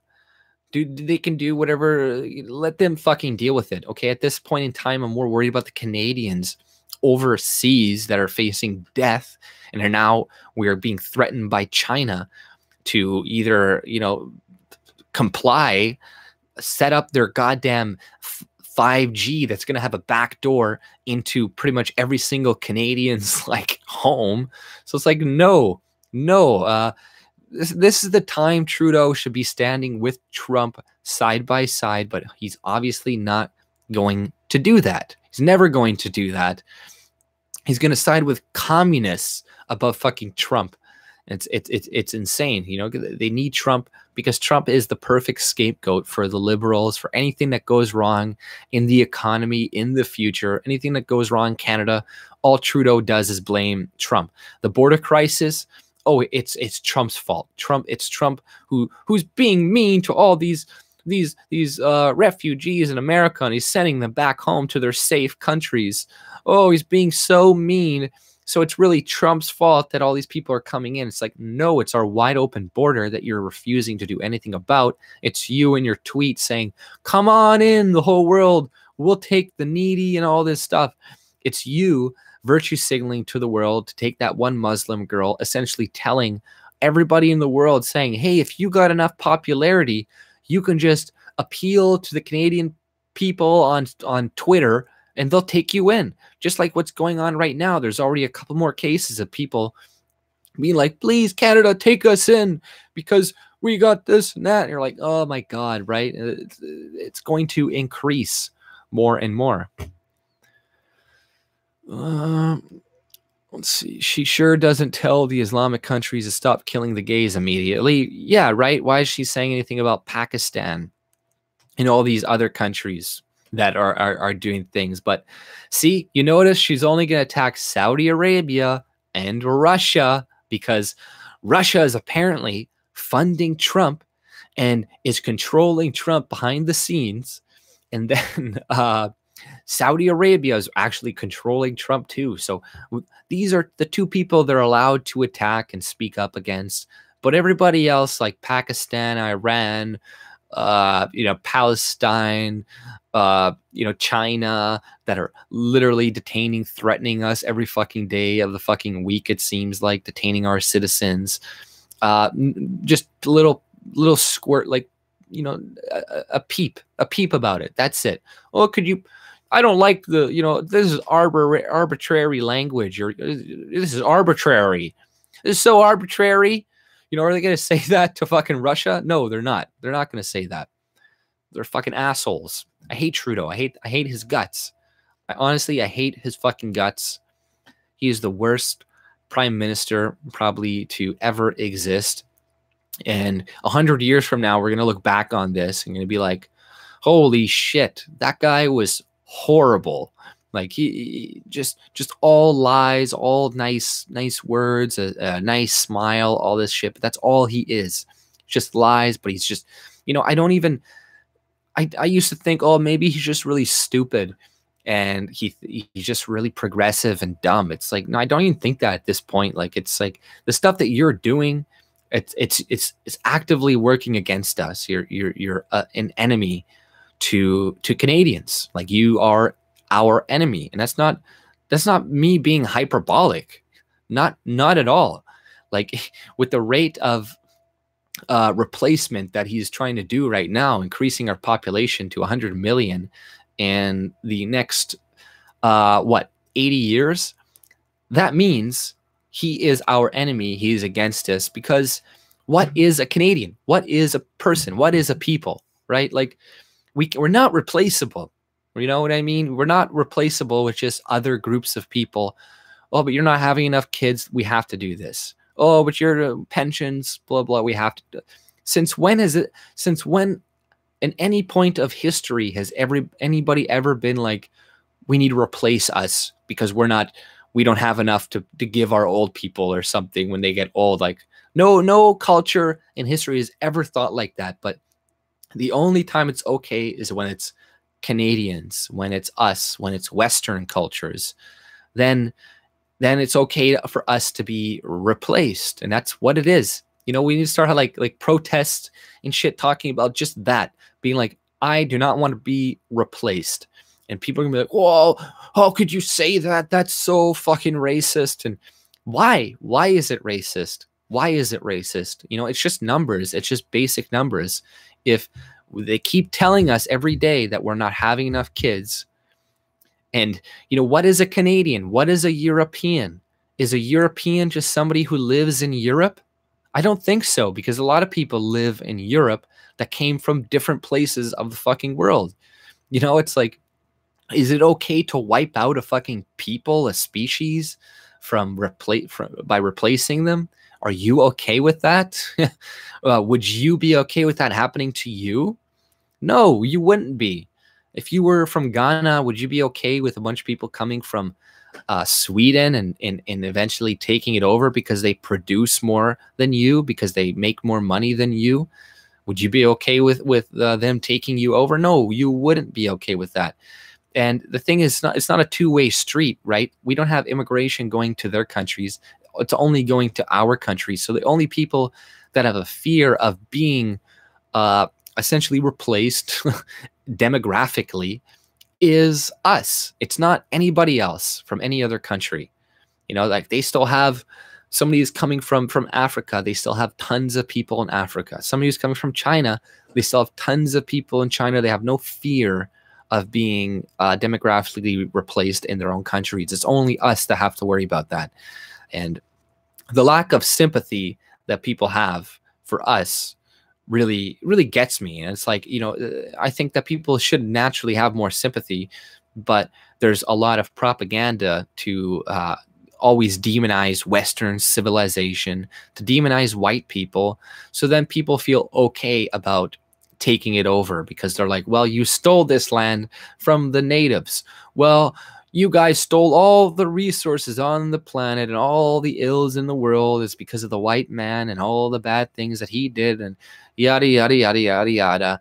So all this rhetoric plays into the people's mindset, you know, over time, so they don't feel bad about coming in and doing this, right? But it feels almost justified, you know, and that's just the more it's going to get, the more multicultural we do get. We're going to have these Marxist type people waiting until they can go in and try to divide people based on race. And it's like, you know, I really wish people could be more unified. I really wish we could look past race. We could look past culture and these types of division and could live next to each other, right? Like, really, you can't really look, I guess, past culture, because if your cultures are just vastly too different, you can't live together. But when it comes to race, I think there is maybe one day we can look past this, not be so fucking tribal and whatnot. But at this point in time, we can't. And even if we could get past it, I still don't want to be replaced, right? You know, even if all the people that are coming into Canada are not tribalistic whatsoever, which they probably will be, because most people are, but let's just say they aren't, and they're very capitalistic and all this stuff, it still doesn't mean I want to be replaced, right? Still doesn't mean I want the little French town I grew up in to be replaced by other people or be gone. Still doesn't mean all this other stuff. So, you know, the whole economic argument that people bring in, it's just, to me, it's irrelevant. It's like, no people at any point of history was like, you know, they would rather take starvation over somebody just completely coming in and usurping their territory and their land and all this other shit, like, you know, and them having to be eradicated kind of eventually anyways, right? I'm not saying white people are going to be eradicated, but, you know, our numbers are definitely going to dwindle, and all the rhetoric going on about us is still going to continue in the coming years, the smaller our population does get. So we're always going to be this easy scapegoat type of person, even when we are a small minority of people. If that were ever to come to place, we're still going to be blamed for everything and all that stuff. We're still going to be like, oh, they're this, they're that, and if it wasn't for this, you know, we would all be better and richer off. It's these like 2% of white people on the planet that are the problem. But, you know, it's pretty crazy here. But yeah, that was the whole Chinese thing. I kind of went off on that and changed directions. But yeah, you know, China, just more and more examples of why we shouldn't be doing deals with them, right? We were doing fine with around 2.3 billion people. Why force more on us? That is suicide. Having a smaller population is a great thing. Not bad. Yeah, exactly. Why do we need more people? You know what I mean? Why do we need more people? Now they're trying to push a vegan diet on everybody. If you guys have noticed that, remember I was talking about that a little while ago? You've probably seen a ton of these articles saying, oh, we need to switch to a vegan diet. We need to do this, and there's like just tons of propaganda because the world is going to be 10 billion people in the future, so we need to switch to this right now because of climate change and pollution. It's like, why are we still growing? We should stop the population from growing, right? We should. This is a problem, you know. This is a problem. This massive population increase. You know, you say, oh, we got tons of space, but yeah, geographically we don't. We do technically have lots of space, but you know, we need to. The population should be much smaller, but it's being increased by the redistribution of wealth from richer countries to poorer countries, because the population increase has been going on in Africa, right? And there isn't some huge economic industrial revolution going on in Africa right now, and the richer countries get the least amount of kids that they have typically. So that is actually a good thing if we didn't have immigration coming in and replacing us, right? So we would probably have more or less enough kids for replacement rate, and even if it was a bit lower, it wouldn't be that bad. Having a smaller population of people isn't bad, But they're like, well, how are we going to compete with China that has 1 billion people? Well, China has had 1 billion people for fucking decades and decades and decades. And America had 1/10 of their population for decades and decades. And they were always richer than them. They've always been richer than them. So clearly it has nothing to do with the population of the people of your country. And yes, you're going to have a larger GDP the more people you have. That doesn't mean the piece of the pie is going to be distributed better, or it's going to be more attainable for more people. So it's, you know, it's just stupid shit. No, they only want white people to reduce population while they paradoxically milk us as tax slaves. The left never makes sense, though. Logic not their strong suit. Yeah, right. You know, they need us, but they want us gone at the same time. So, you know, what are they going to do at the end of the day? You know, to keep people, keep the deluded ones and get them to work for them. And hopefully they don't revolt one day and wake up to the fact that they're just like white beta males doing all the work for them or something. Schumer introduced a bill to give minorities and women, aka everybody but white goy men, can get government loans for marijuana business, right? You know, isn't that fucked up? Speaking of the goy men, though, but like this article, I looked up the name, Hugo Schreiber, right? And you know what? I always see these articles, why the end of white men is actually a good thing for white men. And this guy's pretending like he's like a white guy the whole time. But, you know, I looked up his name and he's a Jewish guy. And there's another guy, Tim Wise, that he mentions, who's also Jewish. And there's all these people who look white, but they don't identify as white, but they write all these articles saying, you know, it's good that white men are, you know, don't have power anymore. It's great. And we should embrace it because white men have always done, and white men are this and this and that. And then you look and you're like, this guy is Schreiber. It's like from a Jewish back heritage. You look up Tim Wise. Oh, Jewish back heritage. Like Tim Wise almost doxed that one little white kid who was like, Western civilization has built everything.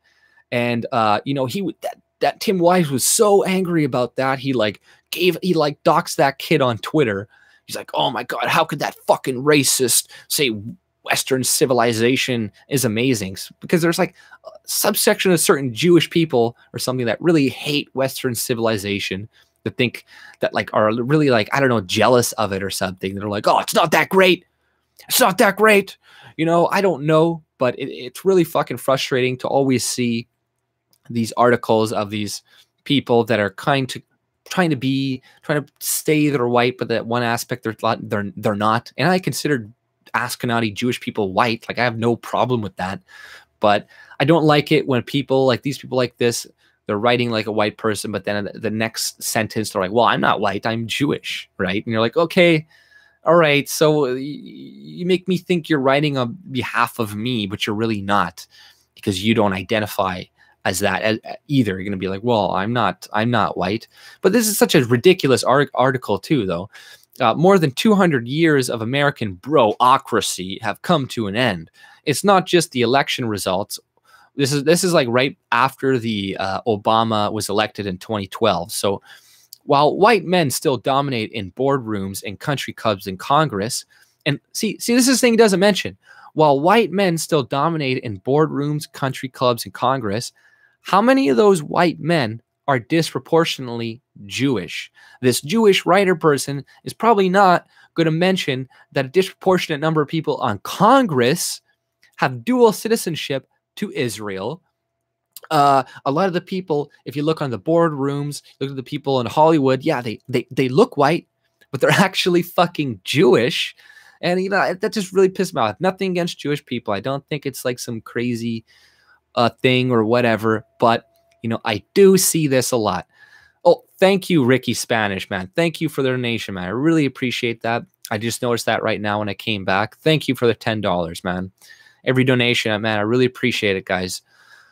But I'll read a little bit more. If you have a question, highlight my name in the chat and I'll come by and look at it as well. But you know, that's just the only thing. So it's not just the election results. While white men still dominate all this, the cultural and political influence of the melanin deficient male is unmistakably on the wane. This is a good thing for everyone else, of course.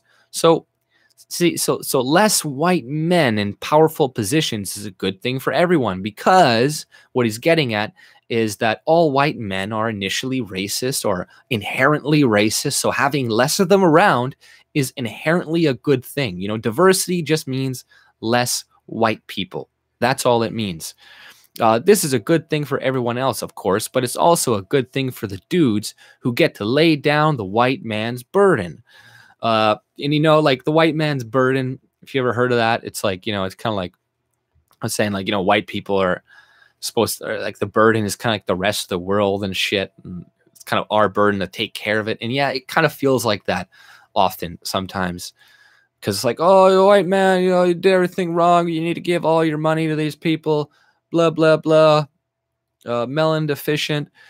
Okay, so dudes, white man's burden. The day after the election, I tweeted that I was glad the middle-aged, middle-class white men like me, see, like me, no longer have sole control of the levers of power. But you do. You're Jewish. You do have a lot of fucking power, and you're disproportionately represented as in places of society. But then you get, it looks like you're white. So then people are like, look at all these white men on this board. And then you look at their last names. And you're like, Goldstein, something Berg, Sizer, Upstein. And you're like, okay, is anybody going to mention this? You know? Oh, but if you say that, you're anti-Semitic. You're a racist. How could you point to that? Oh, but you pointing to white being disproportionately represented in boardrooms and whatever, that's not racist. But when I point to a disproportionate representative of a 1% of the population, you're an anti-Semite. Fuck that bullshit. That's bullshit. And, you know, I'm still going to talk about that. I don't care how it sounds. I don't care how it sounds, because I'm sick of these anti-white fucking propagandist articles. And then he goes on, the day after the election, the middle-aged class white men like me no longer have sole control of the levers of power. A friend in my same demographic shot back grimly that, after all, we are the cause of all that is wrong and soulless in the world. Or so the narrative goes. We've all heard a variation on that point before, as white dudes complain that they're unfairly held accountable for historic and contemporary injustices. And you see how people, you know, if this was a black person talking about how they feel about being, when they bring up their things that they have problems with society, they're like, oh, we need to listen to these people and listen to their problems, listen to women. When white people are like, man, I'm sick of being blamed for everything. Ah, shut up, you complaining white man. Blah, blah, blah. You're just, everybody laugh at that guy for complaining that he feels, you know, like he's unfairly targeted or something. Everybody laugh, but listen with open ears and open heart to everybody else who comes and complains. Believe all the women, no matter what. But as soon as a white male complains about anything in society, it's like, shut the fuck up, white man. We don't want to hear your complaining. A friend of mine, yeah, we've all heard this variation on that point before, as white dudes complain that they unfairly held.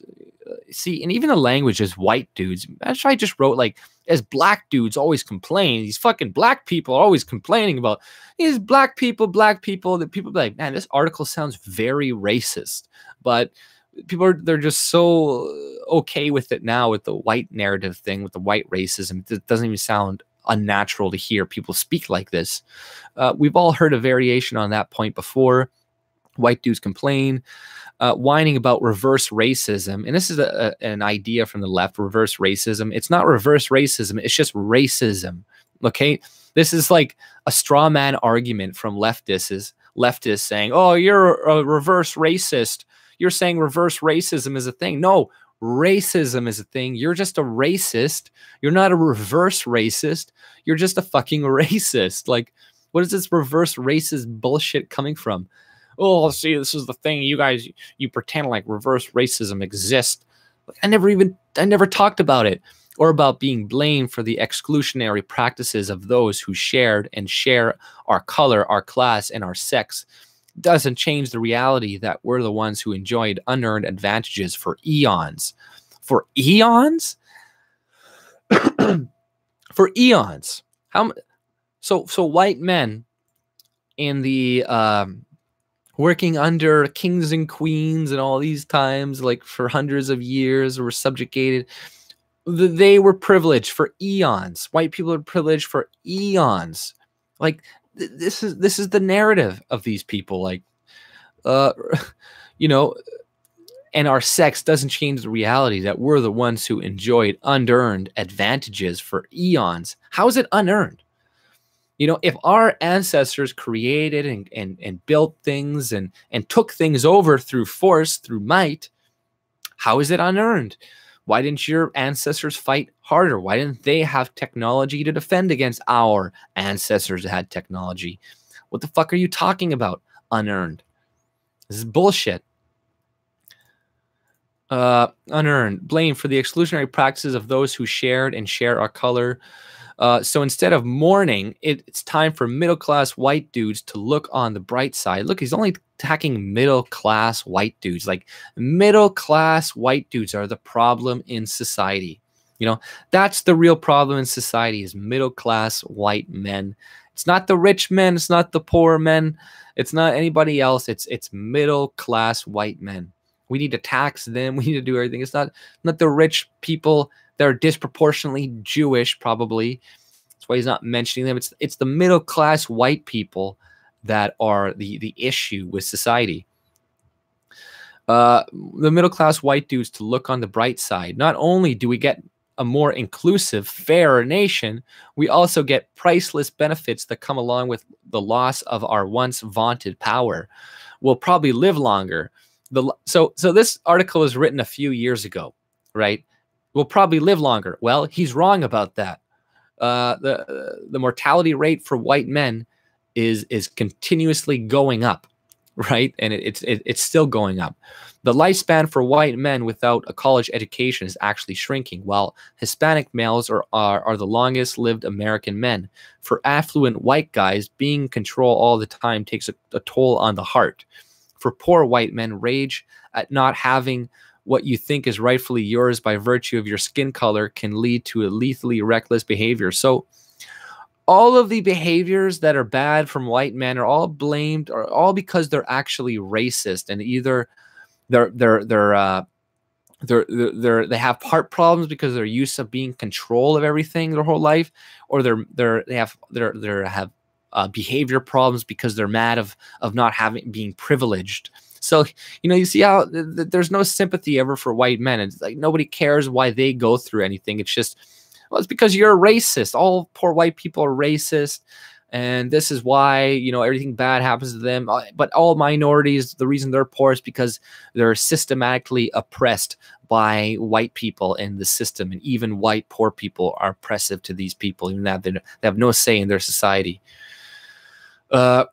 For affluent white guys, being in control all the time takes the toll on the heart. For poor white men, rage at not having what you think is rightfully yours by virtue of your skin color can lead to lethally reckless behavior. The sooner white men let go of the anxiety and resentment that accompany unearned privilege, the healthier and happier they'll likely be. So it's all unearned. Everything that our ancestors built up and created, or societies they built that was run by, you know, it's funny. He's saying that all the things that we got was unearned, and he's pretending like our countries were filled of immigrants since the beginning of time, where Canada and a lot of other places were majority white nations with majority 95%. So where's all this discrimination going on with the jobs if there's not like any brown people in your country to discriminate against, if it's been going on for eons, right? If we're living in like homogenous societies and all this stuff, and there's barely any brown people or anything to discriminate for jobs, then what the fuck are you talking about? Sorry, 1 second here. I got a phone call. I got a message. I'm trying to get some, I don't know if I want to say this online because it's probably illegal. Okay, 1 second here. One sec. I just gotta call me. Okay, I'm gonna go maybe a phone call. All right, 1 sec. Don't say it. Don't say it. Yeah, I'm not gonna say it. I'm not gonna say it. Nah. Yeah, yeah, that's Gordon. Gordon has it right. AJ, white homeless man, is being oppressed by black CEO man. Yeah. But I want to see. We'll probably live longer. Under the healthier and happier. Okay, we can finally stop the unhelpful whining about our white guilt. Of course, the fact that white men don't have the power they once did. And look at, we're still benefiting. Even though we don't have the power we once did, doesn't mean we still don't benefit from unmerited privilege. But perhaps this dramatic loss of influence is a good opportunity to listen to anti-racism advocates like Tim Wise. Fuck Tim Wise. He's the worst. He's the biggest piece of shit on the face of the planet, this guy. Guilt over what our ancestors did is useless and self-indulgent. Wise said, instead, we have to take some responsibility for the unearned advantage, which means working to change the society that bestows that advantage. So quit it with the sulking and the navel gazing about whether your ancestors' sins apply to you. Nobody's sulking about what our ancestors did apply to us. Nobody's sulking about that. You know, I hate this way they frame it. You're the ones saying we're responsible for everything, and we're just saying, no, we're not. And you're like, stop your complaining and whining about your, saying that everything is blamed on you. No, you're blaming it everything. The article I just read, 2 paragraphs above it, just blamed white people for all these things for eons. They said we had you're doing it in the article, in the same fucking article. It was like, oh, stop complaining about, all this white privilege, or I mean this something like white guilt. You're the ones that have white guilt. Well, you don't, because you're Jewish and you don't consider yourself white to begin with. So it's like, that's the thing. These people, that's what I'm saying. They look white, but they don't identify as white, and they write this shit. So then people are reading it. Well, look at this white guy. He's saying this and he's doing this, and see, he knows what's up. Navel gazing, just this fucking snooty language. I want to slap this guy in the fucking face. Women and everyone else will be more likely to tell us the truth. The more privilege you have or are perceived to have, the riskier it is for someone who doesn't share that privilege to be honest with you. Anglican feminist theologian Janet Morley suggests that when the privileged use power to dominate, they force the less privileged to use their weakness to manipulate. Most people dislike being manipulated, and yet a system in which women and non-whites lack equal access to power. See, that's all they want is power, is one in which honesty often comes with dangerously high risk. We soothe people whom we fear, and we flatter when we've got few other options to get what we need. The more power white men hold in public and private, the less likely that they can fully trust the smiles and nods and the yeses of those who don't share their privilege. So they're just admitting that all these people are just pretending to be nice to white people to get on their fucking good side, to get moved up because they think we're so fucking racist or something. But it's like, white people are some of the least racist people of those who don't share their privilege. But simply, when we lose our privilege, we'll start to be able to trust what we hear. This is stupid bullshit nonsense. We can maybe trust our successes are due to merit.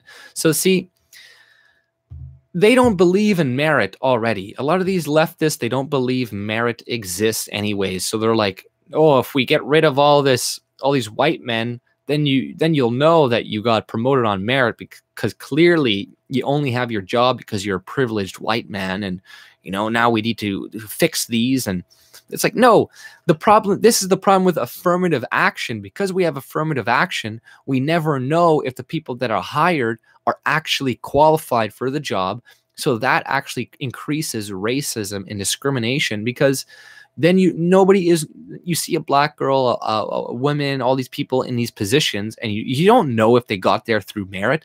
But if they actually we had no affirmative action whatsoever, then you would know everybody who got to their positions got there through merit. And yes, in capitalism or in any society, there is going to be nepotism. Not everything is through merit, but the people who work and use nepotism are not going to be as successful as the people who hire on merit. You know, this is a basic thing you should understand with business and competition. You know, if you hire all of your relatives to work for you, you're probably not going to be as productive as somebody who hires all the best people to work for him. Thank you, Voltron, for the donation. AJ, have you ever watched the documentary Europa? No. It's 10-part series on Europe. It changed my entire worldview. Keep up the great work. Thank you, Voltron. Should be home in about an hour. Your iMessage. Oh, okay. No, I haven't actually seen that, but I'll take a look.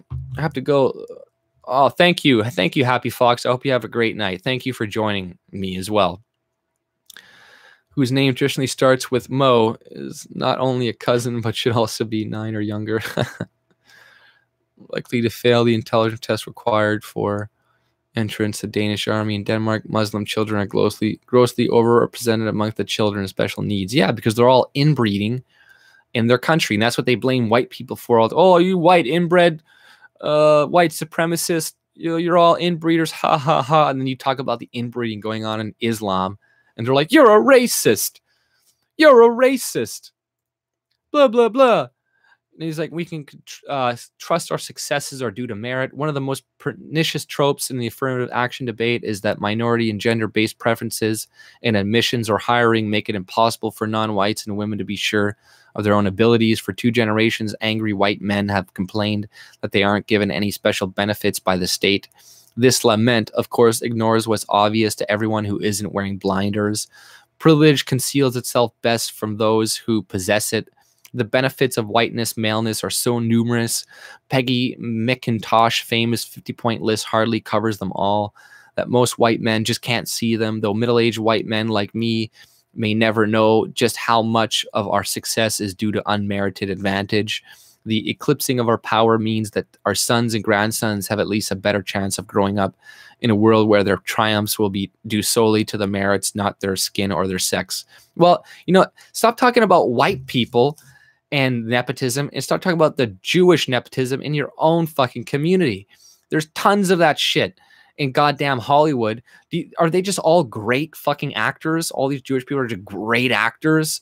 There's what, Judge Apatow, he just hires like 95% of his staff just or his actors or his movies, they're all Jewish. Oh, just through merit and stuff. It's like, what do you talk about this instead of talking about like no, we actually had a meritocracy before, but now we don't have a meritocracy, especially like, yeah, in America, you know, with all this, you know, diversity hiring. White men just can't see through them. Just know how much better our success is due to unmerited advantage. The eclipsing of our power means that our sons and grandsons have at least a better chance of growing up in the world where their triumphs will be solely due to their merits, not their skin or their sex. Oh, man. See, they're just saying all the stuff that we ever earned in our history was unearned.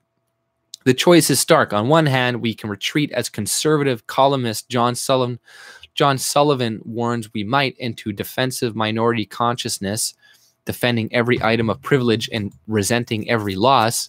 That's a recipe not only for electoral defeat, but also increasingly bitter alienation.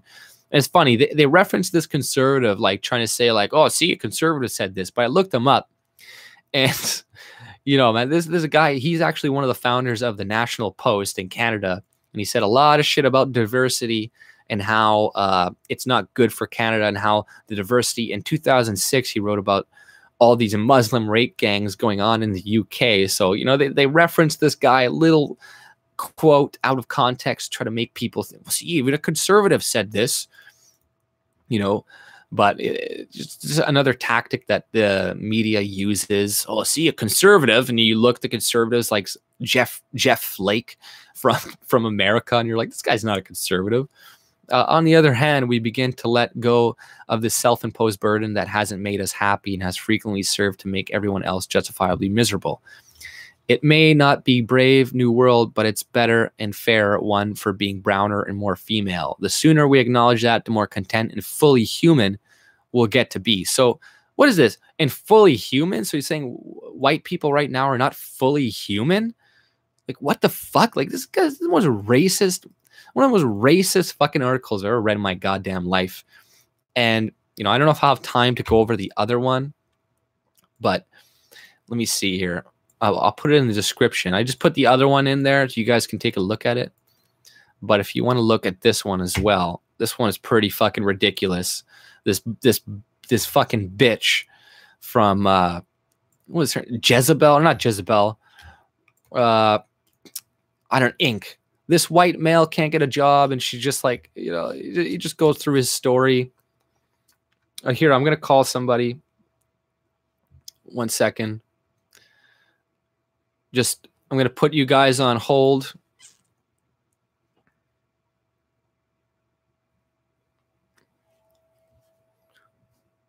Gender? Did you assume his gender, Kelly?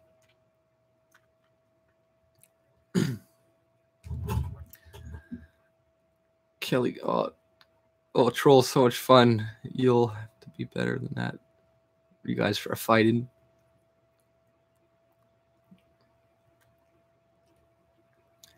Just 1 second.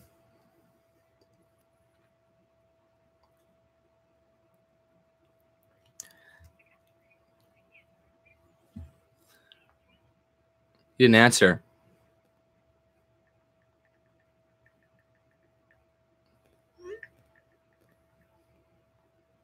Hold on. Sorry, guys.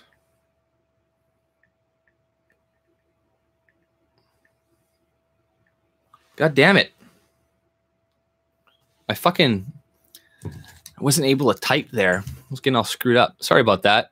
Read the Haaretz if you want to know what Jews think. Oh, yeah, the Haaretz. I've read some of that. But, you know, like I said, I got nothing against that. But it's just I really dislike when I see all these anti-white fucking type articles written like that. And I see the name. It's like Diamond, Berg, Bill, Steen. And I'm like, okay.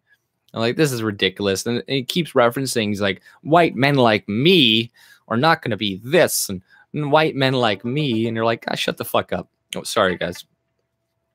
Hello? Hey, what's up? Are you at home?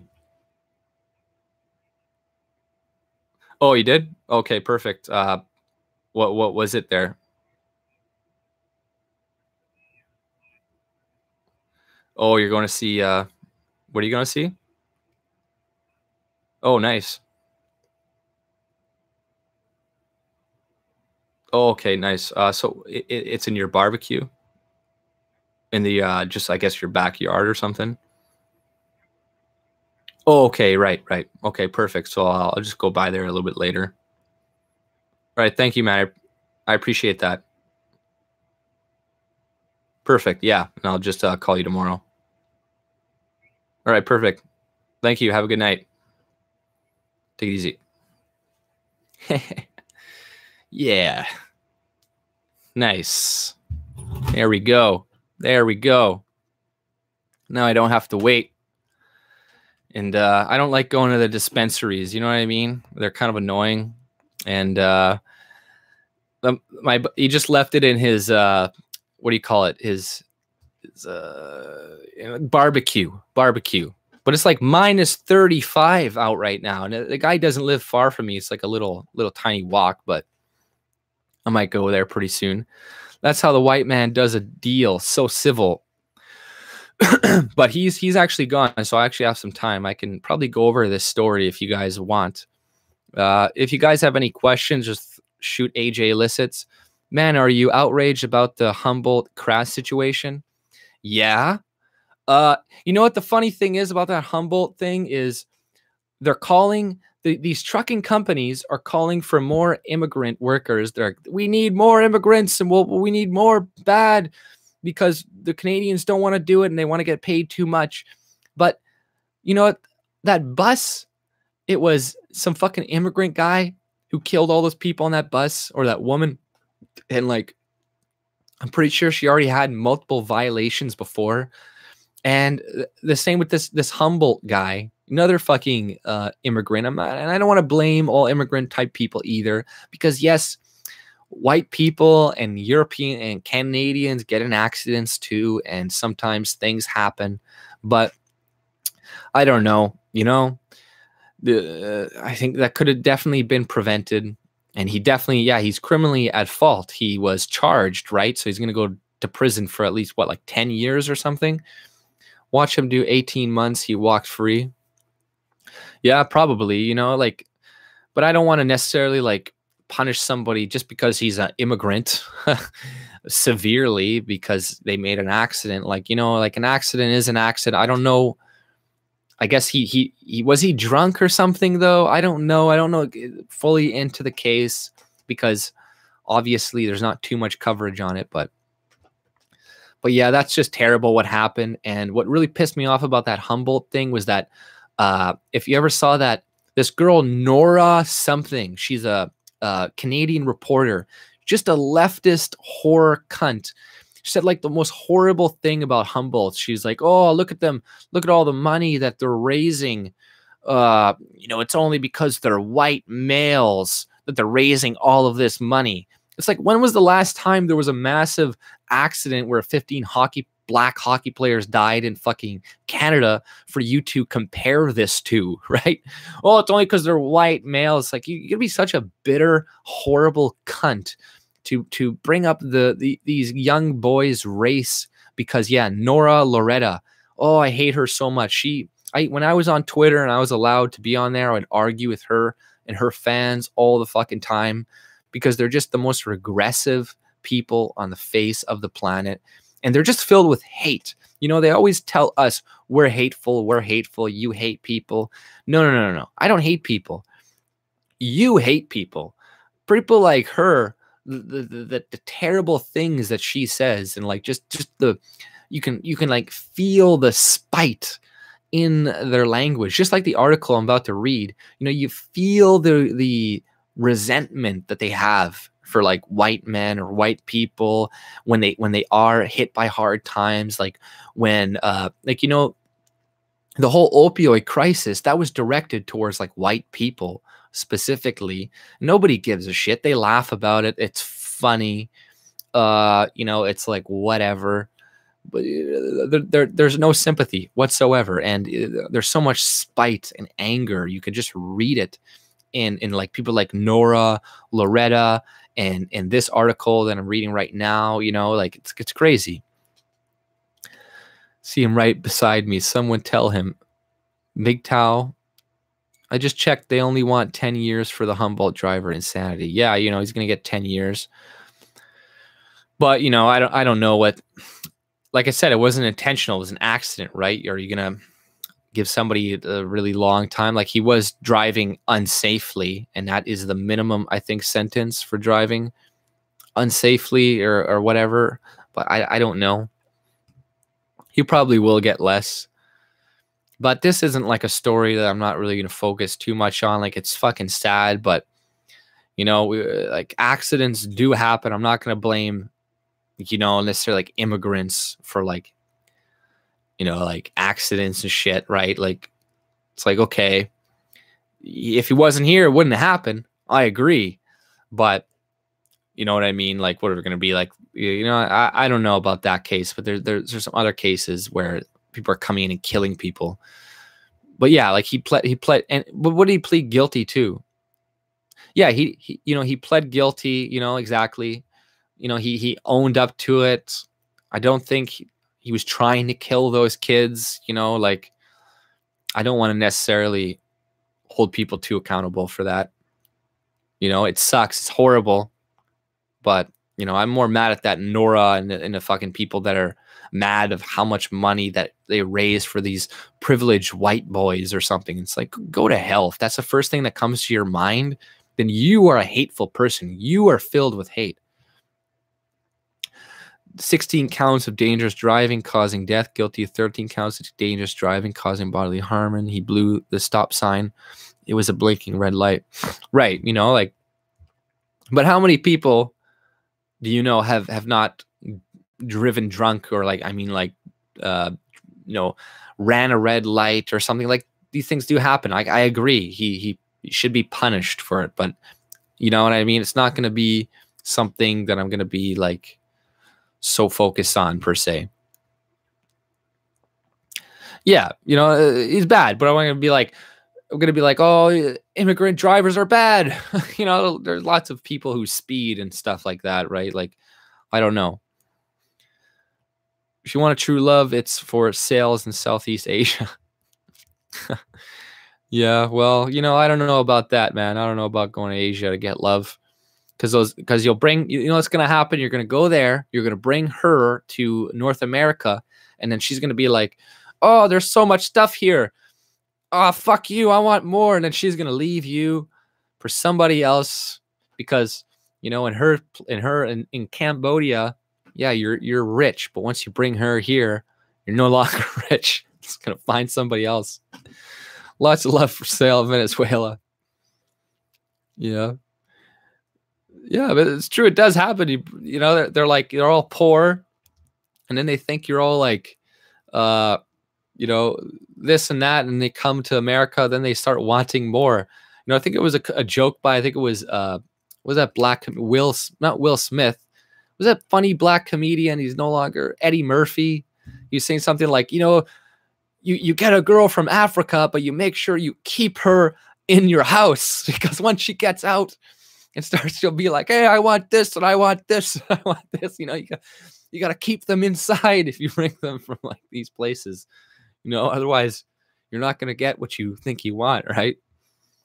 I was never good at hockey. I never actually played hockey. You know, like my parents were too poor to put me in there. And I never really got into skating. And, no, I didn't play hockey.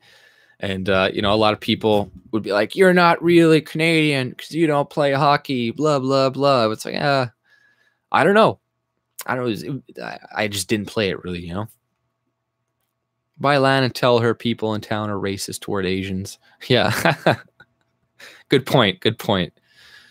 Gator, so men not willing to marry. What's wrong with that? Yet if it was a woman doing it, you have a problem.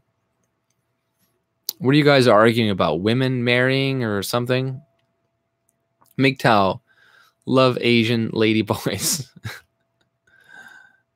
Asian lady boys. But what is this here? Ink. Oh yeah, this white male can't get hired. What should he do now? Yes, hiring discrimination against white males is a real thing, and there's not much that can be done. Here's why. Recently, we got a letter at work. I am searching for a new job and has not gone very well. So thinking it would help, I went and saw a professional career coach that cost me $1,500, which was inclusive of a resume writing service, interview coaching, and a headhunter. I met with the woman and we had a good 30-minute chat, after which she actually refunded my money because she felt so bad for me. First, she said my resume was actually very well written and that I wouldn't benefit much from the writing service. Then she dropped a bombshell on me when she told me, with my work history of being laid off for 3 different jobs, 2 companies as the first company rehired me at a different facility thanks to my manager from the first job, in 3 consecutive years, it was highly unlikely that she would be able to help me because I am a white male. I was shocked to hear this from a woman with over 20 years experience in recruiting. I asked why the fact that I'm a white male is so different from being a minority or a woman. Why should it make any difference if I am qualified for a job? Her response to these questions have left me questioning if I will ever be able to find a better job than just being a warehouse worker. She saw just how shocked I was and immediately said first that she was willing to refund my money and apologized. I did get my money back and saw the credit to my account the next business day. Then she explained to me that hiring managers and HR people will see me as a dime a dozen just to begin with, but when they see and verify my work history of being laid off so many times, they will immediately assume that there is something wrong with me or that at least one of those companies ended my employment as a layoff to help me get employment. However, they would not have this view of a woman or a minority because they would be viewed as people going through a rough patch, or that those employees were targeted by sexist or racist employers. So, you know, if a white man gets laid off multiple times, it's because there's something wrong with him. If it's a minority or a woman, it's because the employer was either sexist or racist. They're going through a hard patch. So it's like, who's the real racist? Like, you guys are the ones assuming people of color or women or whatever, have it harder, or this, or they're giving them like less of a border to jump through or something. And it's like, you're expecting less of them and more from us, which is bullshit. But she took it first. She took it a step further by saying the last thing that works against me is that I worked for employers with a reputation for laying off employees on a regular basis. Because of the reputation of these companies, prospective employers would think of me as someone who did not do their research on a company. That was not seen as an issue for a woman or a minority because the length of time between each job was so short, less than a month each time. It would actually be beneficial to those people because it showed a willingness to work. So it's, it's for you, it's lazy, but for them, it's a willingness to work. I interrupted her asking again, why is it any different? I was the one who found a job each time. Granted, the second job was for the same company, just as a different facility after the first layoff. Wouldn't that show I'm willing to work just as much as anyone else? Her response was that I am from New England area, which is typically a very liberal area. In New England, the HR recruiters tend to be more flexible and sympathetic to minorities and women, but will tend to assume the worst for a white male. If I were located in other regions of the country, this would not be as much of an issue. I thanked her for her brutal honesty and my refund. So, then the article goes into this little bit here. And I'll read a little bit of that. It's not good. You kicked Kelly out because she was a woman and you hate women. Who kicked who out? I didn't kick Kelly out. Gordon, you hate women. That's kind of gay. Women are pretty awesome. Just saying. So by your logic, all women aren't married or lesbians. Okay, wait, what's going on here? Your name is Wayne and you can't skate. your name is Wayne and you can't skate. Steve, how is that gay? Please tell me. MGTOW plus these charges will be Gator. Steve is on a computer beside me, so I get to see it all go down. So by your logic, all women, you hate women. That's kind of gay. Women are pretty awesome. Just saying. I agree. I'm not really down with the whole MGTOW thing, to be honest. I think that, the idea of MGTOW, it's not good for Western civilization or for our future as society, because what is the message, right? It's like, go sleep with Asian girls and buy prostitutes and fuck and dump women, essentially, because they're all going to fuck you in the end. And that's not true. You know what I mean? Like, there's so many great women out there. We need to, not assume that all women are the same. All women are like that, are greedy. And, there's so many, we benefit each other, men and women. We have different, strengths and weaknesses, and together, this is when we are the best. It's, and becoming kind of MGTOW and just fucking girls for whatever reason, pumping and dumping them, not really having long-lasting relationship with the intent of having children. It's just going to be good for the globalists who want to replace you with a bunch of third world immigrants, because you're not going to have any kids. And you know what? Like, I don't want to, I don't want my daughter to be that type of whore that sleeps around, and I don't want her to be involved with a dude that's just gonna fuck and dump and sleep her. Neither do you. If you had a daughter, you wouldn't want her to be treated like that and, thrown away, right? Yeah. Muslim men have their 5 wives. Like women, or doesn't like men. But I can understand why people are MGTOW and why people are this way. We shouldn't attack people for being that way either, because look at society and look at how men are treated in society, and why people do become MGTOW and stuff. It's because, men, you look at the divorce courts, they get screwed. Look at the court system, yeah, with men and their children, like they get screwed all the time. So of course, men are going to be turning more towards that, because it's riskier to date women nowadays. Like, that is just the truth. With the Me Too movement, with now, you could fuck a girl, she could say, yeah, I consent, the whole way, but she could still turn around and say, actually, I changed my mind. You raped me. I'm going to charge you now. So it's like, it's perfect sense why people do move towards that. But I think that is playing into the leftist type game of like, don't populate, don't have kids, don't reproduce, don't have a strong family, something that will help society as a whole. Go sleep around with a bunch of sluts and do nothing, essentially, right? So it's like that's only good for so long. Most humans, I think they want some type of long-lasting relationship. They want, you're on your deathbed, you're not going to be like, I fucked 5,000 bitches and I'm so, you'd probably rather be like, oh, I'm surrounded by my loved ones, by grandkids, by a family that loves me and all that. Like, you'd much probably rather have that than a bunch of material objects or a bunch of, chicks you banged for that you don't even remember. You know what I mean? So it's I think the whole MGTOW thing it's kind of like, I understand why people go to it. It makes perfect sense because of the way society is, but doesn't mean we should. Doesn't mean we should be like that, right?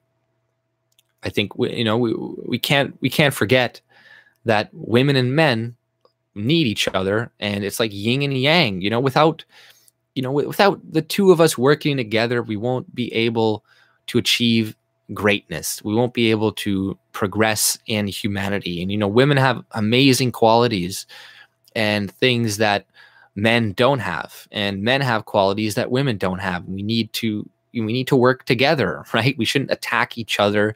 We shouldn't nitpick and being like, women are blah blah blah blah blah, and then reverse, oh well, men are blah blah blah blah blah. Sometimes I speak about women and stuff, but I don't mean it like all women. I'm talking about like these feminist type people, and sometimes we do need to call out their behavior, but at the same time, we all need to work together. And it's like, this whole, divide that we have, that the media and the government is trying to push on us, is just, it's not going to work in our favor. Like how men and women are now fighting and stuff, and it's like some competition. Men and women should never be in competition with each other. That should not exist. We should only ever be working together, not in competition with each other. But that is what is increasingly is. It's more and more now, and that's how like feminists and leftists portray everything. It's a competition. It's like we need to wrestle control of the government because so these white men don't get it, and then we can control everything. It's just a competition instead of us working together. So she goes on with the article. First off, I can tell you how frustrated I was to read he spent $1,500 on career coaching, way too much in my opinion, only to give horrible news and a refund. While well-intended, it's stories like that which give our industry a bad name. He was wise to seek help. He chose the wrong company. At least he found us and we were able to guide him. That being said, after many years in corporate recruiting and HR, I know this white male and many others in his situation right now are learning the following for the very first time. Hiring is discrimination. So really they're trying to, like, this whole article is like, see, now you know what us minorities and women feel like. Ha ha ha ha ha. So over the years, as people gain career success, many professionals, but especially white males, mistakenly come to believe it's due solely to their hard work, skills, and ability. So all these dumb whiteys think they got there because they worked hard. Ha ha ha. You stupid fucking white male. When in reality, it has just as much to do with their personality, workplace relationships, timing, quality of the employer, gender, and stage in their career. So it has nothing to do with how hard you work. It's all just chance. Everything in life about you is chance. And while some forms of hiring discrimination are illegal, i.e. minorities, women, and sexual orientation, being discriminated against because your once successful career has turned into a bumpy road is not a protected class. So saying, yeah, white people aren't a protected class. It's very tough to prove you are being discriminated against for being a white male when there are plenty of other candidates who have the same, if not better, credentials than you, not to mention are available for less money, i.e. younger workers, women, minorities, etc. It's a classic case of law of supply and demand, and it hits the white male working population before. So yeah, see, they're even admitting it. Minorities, women, all these people in the workplace hurts white men specifically. And just like the other article I read, the diversity in workplace hurts white men specifically. So they've known about all this shit for a long time, but they just don't care. You know, then they're like, oh, the dot-com bust of the 90s put a lot of white males on the couch. I was working in Silicon Valley in the tech security recruiting sector in the late 1990s when the bubble burst. Thousands of highly paid white male software developers found themselves out of work and lacking job prospects. Many of them decided to hold out until they could get a salary similar to what they were making, because settling affected their manhood. So, you know, it's like they're psychoanalyzing millions of men, assuming they know what we think and how we think. And they're like, oh, it's their manhood, and they wanted a better job, so they held out. You know, it's like, you just the level of bitterness from this author is just ridiculous. You know, like, you hate men, you feminist cunt. You know, you hate them so much. Many of them decided to hold out until they could get a similar salary because setting affected their manhood. Sadly, for more than a few, this tactic ended up with them cashing out of the 401ks and still landing in jobs paying half of what they made before. Fast forward to today, and it's not just women minorities shifting the markets, as the career coach above suggests. It's also millennials who are impacting law of supply and demand. In the largest generation in our workforce and growing, employers don't just see them as the future, they also know they are less expensive, come with no bad habits, are tech savvy, and don't just survive but thrive on change. In spite of the negative commentary about millennial performances in workplaces, companies are restructuring their businesses to adapt to a larger talent pool that is available to them, putting a lot of older white males in this man's situation. So, you know, they're just making up excuses and be like, sorry guys, you're not the majority anymore. You're gonna have to take a second seat, and you're not gonna be privileged. You're not gonna have jobs like you used to. And what does she go on? So where does he go from here? This white male will likely have to take a job beneath his current skill level. He has tumbled back on what recruiters refer to as talent spectrum. In short, recruiters hear what they see, which mean in order to climb back up, he'll need to get hired. Okay, so to climb back up, he needs to get hired for a job. That's what he's trying to do. Stay employed to reprove himself, build up his value again so he can be in demand. So, you know, he has to go through all these extra qualifications that other people don't have to make sure that he can get a job above other people. And all these people are complaining about how discriminated they are against and how tough it is for being this. And they don't have to jump through all these loopholes that like white men and stuff have to jump through. But this lady is even fucking like admitting it, saying, oh yeah, you're gonna have to do all this shit. Studies show once he gets a job, he'll immediately be more attractive for recruiters. He could have things turn out in just a couple of years. And if he's willing to consult instead of hold out for a full-time job, he can command higher rates and build his reputation back up even faster. So he's like, so he's willing to just settle and do all this other work, blah, blah, then he can eventually move his way back up. It's like, okay. The real question is whether he'll put his pride aside and do it. In my experience, if he wants to fix this, he has got to get in the game. So for white men, when their you know, suicide rates are going up, when their jobless rate is going up, instead of, oh, it's systemic racism and oppression, it's get in the game. You're just not working hard enough. Even though we have all these barriers that we're admitting that you have to jump through, you just have to buckle up and try harder. You know, and they think they're being funny when they say this shit. They think they're being like, oh, see, put on your bootstraps and pull up your bootstraps. This is what you guys say all the time. Yeah, but you're actually using the government a lot of the times to structurally, actually, like systematically oppress me or whatever. And then you're laughing about it. Whereas you make up this systematic oppression and say this exists. And then, yeah, I'm saying that's bullshit because it doesn't. You know, these people come to Canada voluntarily and they complain about how oppressed they are. And it's like, go home. Go home. I don't care how oppressed you are in Canada. The real question is whether he pulls his pride, blah, blah, blah, or suffer the fate of the 1990s.com couch surfers. He needs a targeted, proactive job search and to update his networking interview skills to ensure he isn't sending the wrong message. He also needs a lot of positive reinforcement support from people that know how to keep him motivated. He may have just gotten a reality check, but it's not a death sentence. It's up to him to change how this story of discrimination ends. So, you know, it's funny. It's like they admit he's being discriminated against, but you're a white male, so tough. Figure it out.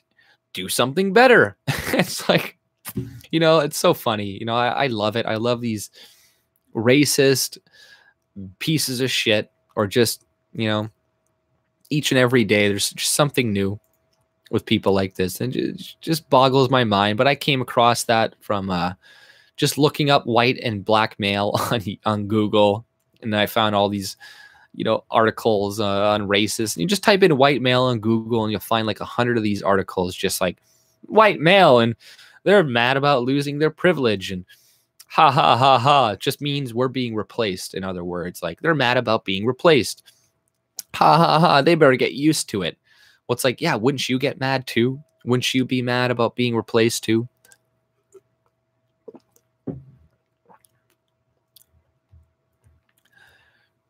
I feel nothing towards them. I never got married, but I don't preach about it. Kelly's. What are you guys doing? Stop fighting.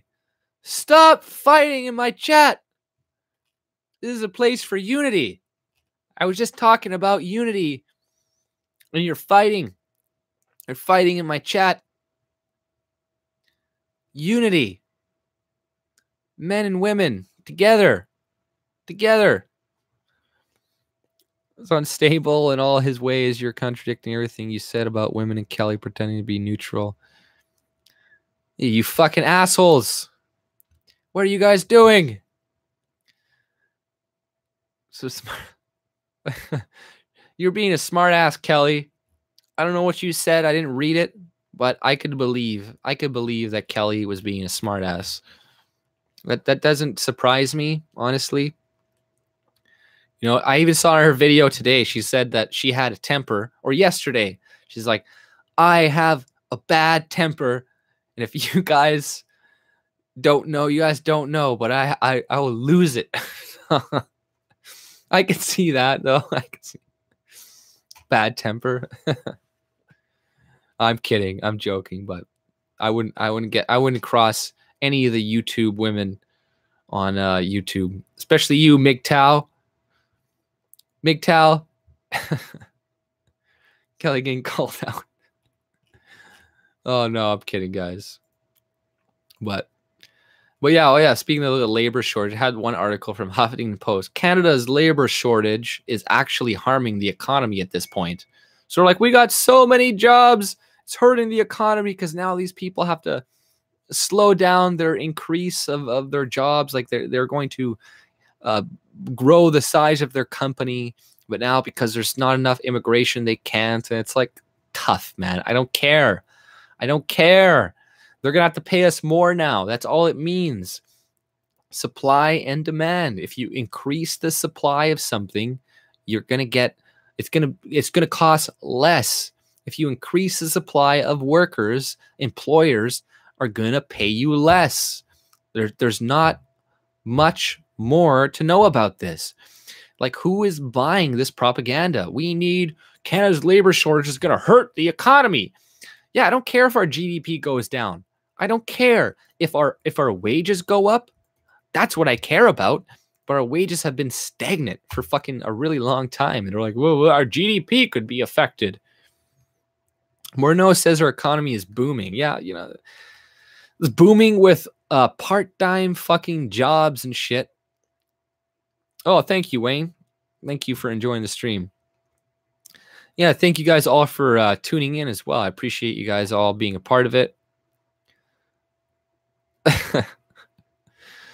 You guys are just going at it. My stream. Jeez. You know what? You guys are supposed to be talking about what I'm talking about. Don't change the subject. How is MGTOW brainwashing? I don't think it's brainwashing. I just mean that I think it's like there's no point. No, I'm kidding, guys. You talk about whatever you want in my chat. I don't give a shit. But you know, I think don't want to marry and for a good yeah. I agree. I like I said, I agree that MGTOW have legitimate reasons for wanting to be MGTOW, right? Because of just the way that the structure of the you know, judicial system and how they treat men, especially compared to marriages and children, and the whole Me Too thing, how easy it is to be accused of being a sexual predator. You know what I mean? I'm sorry for interrupting. I'll let you guys continue with your discussions. I'll talk about something else. I'll let you guys go with that. Talk about more race issues and becoming a minority. My own goddamn country. Gordon. You know what? You know what, Gordon? You know what's going to happen to you? You know what's going to happen to this? That's what's going to happen. That's what's going to happen. Deleted. Deleted. See, I have the power now. I have the power. You know what's really going to piss off somebody here? Hide. There we go. There you go, Kelly. You're a moderator now.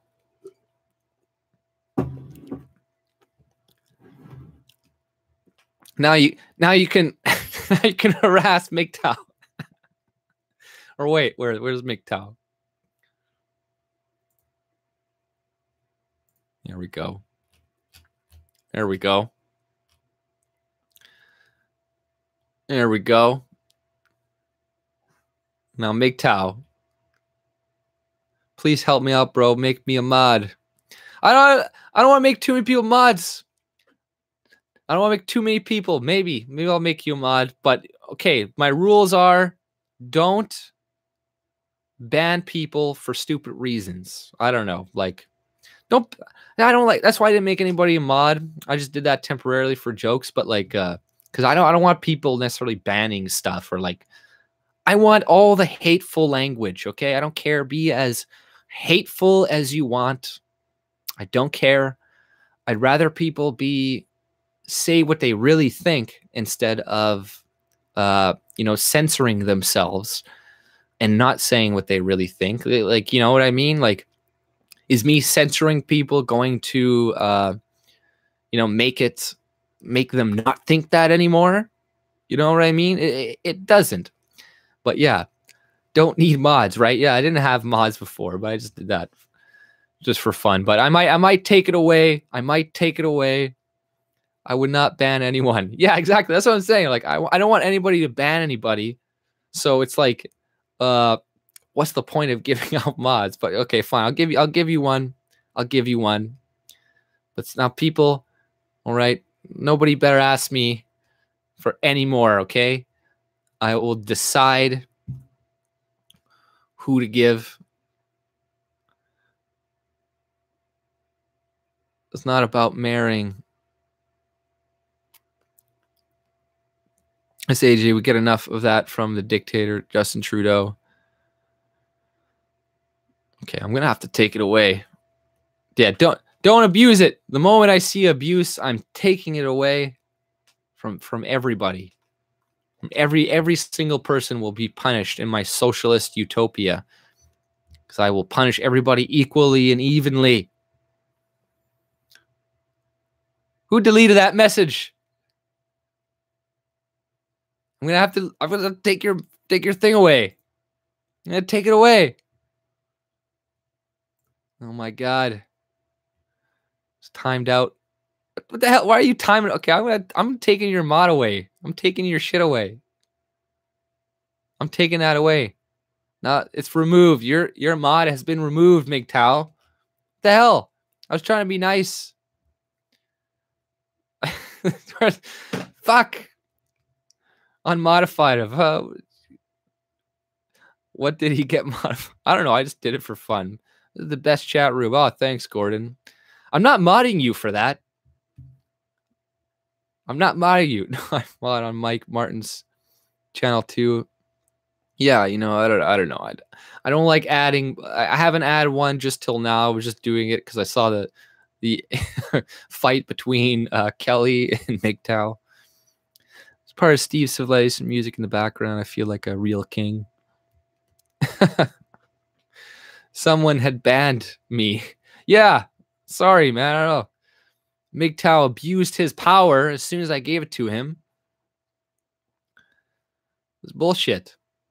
See, power corrupts. That's why I'm a libertarian, because as soon as I give power to people, they abuse it.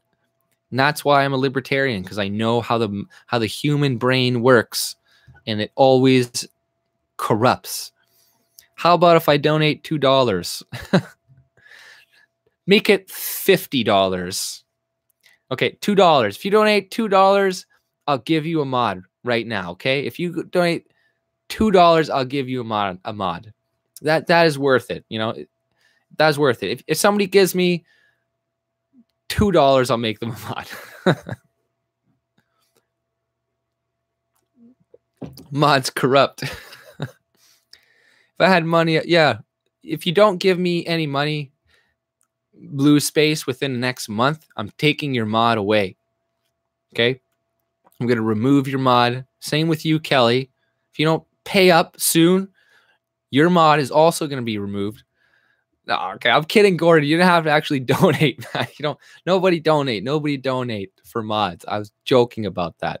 I'm not giving you a mod. I'm not giving any of you guys a mod. Okay, all right, fine, okay. I feel obligated now. I'm going to give you a mod, Gordon. And then Linda's Who's Your Hubby?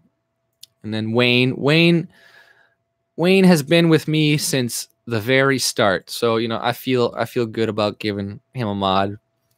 But this thing, so many of you guys, I feel like I want to give lots of people mods because, you know, like I said, there's so many people like Luke, Faye, Kelly, 86753, Western Civilization, you know, Voltron, you know, more and more old white guy, you know, mysterious Saint as well. She's been with my channel for a long. Linda has been on my channel a really long time.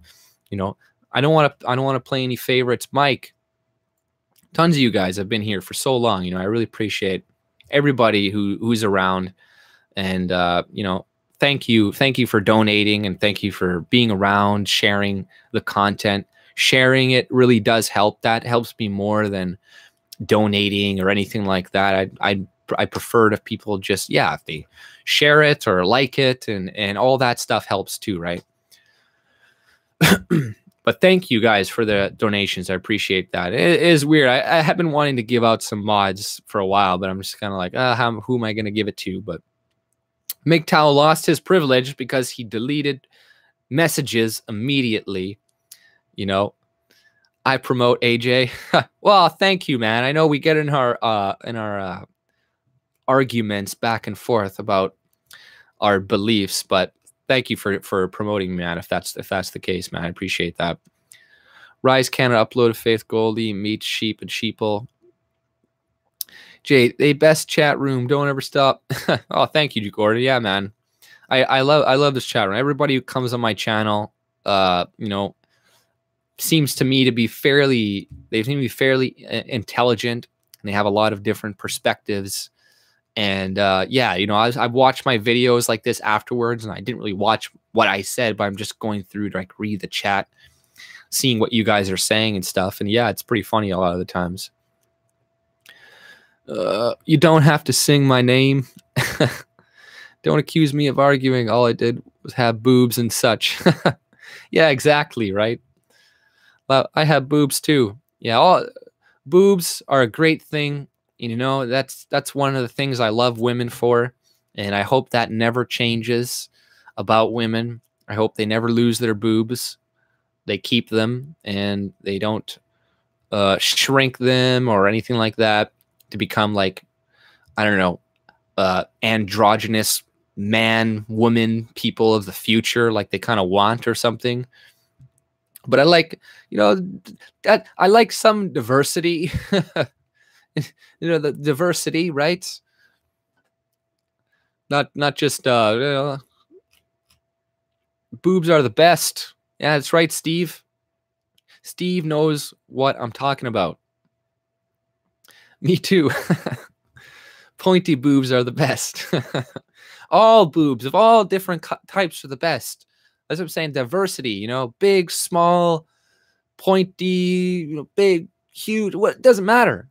Fake, real, you know, they're all good. They're all great. And women are a blessing to humanity. And I love and I thank God, even though I'm an atheist, for women all the time, because, you know, even though I want to like squeeze their necks sometimes, I still love them.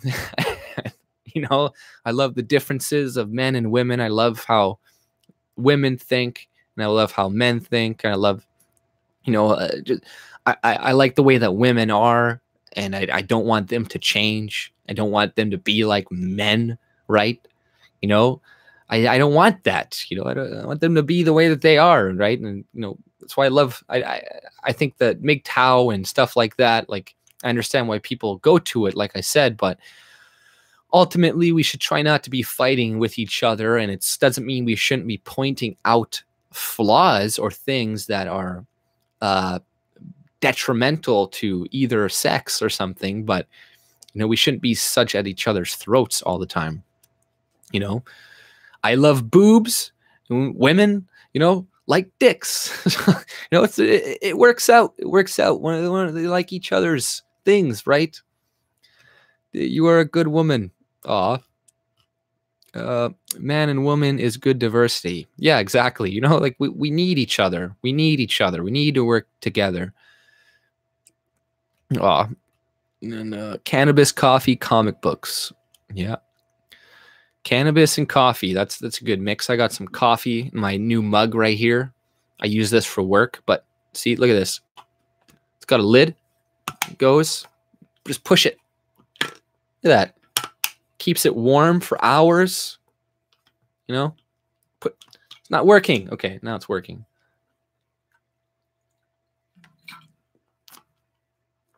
It's good. I feel very close to you right now. I can never win an argument with a woman because they always have two main points I can't argue with. Yeah, man, I give up. Honestly, I've won a couple arguments, but, you know, it's just kind of like, no, I'm not even going to try anymore. I'm just like, yeah, you're right. You're right, honey. You're right. You're right. I'm like, fuck it, man. Like, not just, there's some things I won't argue. I've learned my lessons, and I'm like, you know, you just got to be like, whatever. Like, just let it go, you know. It's not worth winning. It's never worth winning. You know what I mean? Like, there's no, he just, whatever, right? It's you know, pick the hill you want to die on, essentially. You might win the battle, but never the war, right? Oh, God. Oh, sorry. I can watch Tucker Carlson in Canada, though, yeah. I watch him occasionally on YouTube and stuff, but he's pretty good. I like Tucker Carlson. You know, generally, I'm not a big fan of Fox News or anything. I don't trust Fox News still, but I like Tucker Carlson. Why do women always got to have the last word? Man, I'm not even getting into that. I'm not even getting into that. Tucker is quiz of face, so good. Yeah. Because the last words are right word swing. Yeah, exactly, right? You know, I'm not gonna get involved in that. Hog, I make my own bread too. You have no idea. Started cooking at 7. Oh, I love homemade bread. See, I love women who cook, who make homemade cooking, and who cook like the thing to make guys so happy is if this woman's like, oh, and she makes them like a bunch of bread or food and stuff, and like, you know, kind of like pampers him when he gets home. Like that is awesome. Like, you know, that is so great of a feeling and stuff. And like, to have like a woman do that for you, right? Like, you know, you're gonna have like a guy do that. That's only a woman can make you feel, you know, like that, like, you know, like amazing when you come home and she's like, you know, was thinking about you and had all these things prepared and, you know, made things with love for you when you got home. And you're like, fuck, man, like, you know, that makes you work harder. That makes you want to work harder so you can make more money for her and to give to her, because, you know, you have a person like that, a woman like that behind you, you know, you want to do way more. You want to do so much more. And, you know, those are good. You know, we can't attack. We shouldn't be fighting each other, men and women, all the time. There's so much good that we each have, so many good qualities that we need to, you know, utilize. My girlfriend is from rural southern Italy. Good eats. Oh man. Yeah, man. And my girlfriend, yeah, she's from, you know, the Caribbean type islands and stuff. And they're very traditional and they love to take care of their man, right? They love to buy them. And this is, you know, give them a lot of shit and pamper them. And you're like, yeah, this is great. Whereas a lot of feminist women these days are like, I'm not going to do this for you. I'm not going to cook for you. I'm not going to do this. You know, you do it for yourself. Blah, blah, blah. And you're like, I'm a bitch. Oh, blah, blah. And you're like, okay, fine. You know, I'm just going to, you know, find a woman that actually is like that. And you love them way more than, yeah, this other bitch. Oh, man. Oh, God damn it. I just can, there's like resin all over my phone. All over my phone. I put my phone on, like, I cleaned out my bong and I put, like, you know, and my phone fell in it.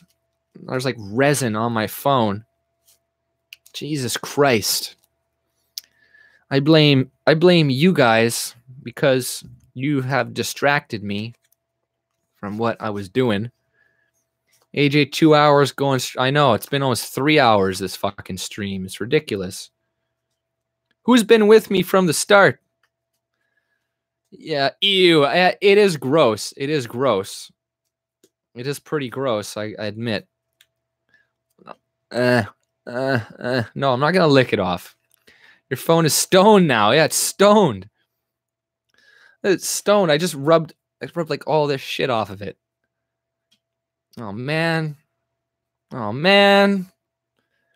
It's all dirty. That's what you get for trying to clean up that shit. Son of a bitch. I got 35 people here watching me clean resin off of my phone.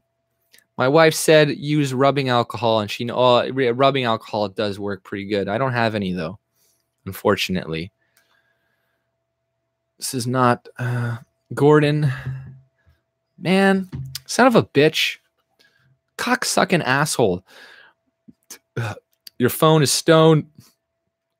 I know I say cocksucking bastard a lot, or, you know, my swears are like cunt, bitch, whore, cunt. Like, that's how I swear generally. Like, you know, I have so many people tell me, you know, I like your content, but you swear way too much and I just can't subscribe to you. I'm like, oh, okay.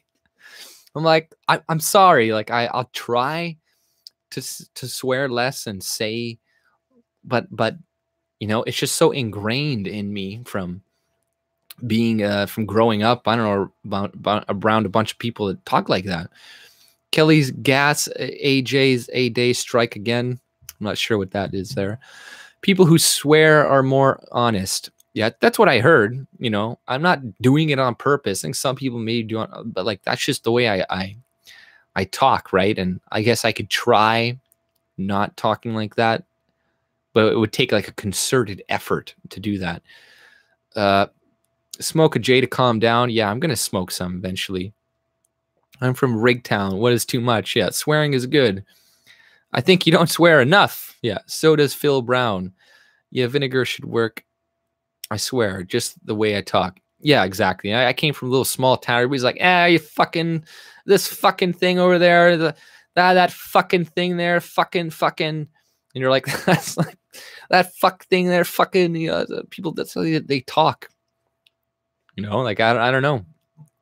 Oh, you're so vulgar and I can't even listen to you because you swear all the time. And, oh, I can't even, fuck off then. Like, I don't know. I had somebody do that in a video. They're like, blah, blah, blah, blah, blah. You swear too much. So I just wrote, fuck you. And then they're like, well, you swear. Well, see, this is where I'm like, fuck you. Go to hell. Go away. I'm like, I don't care.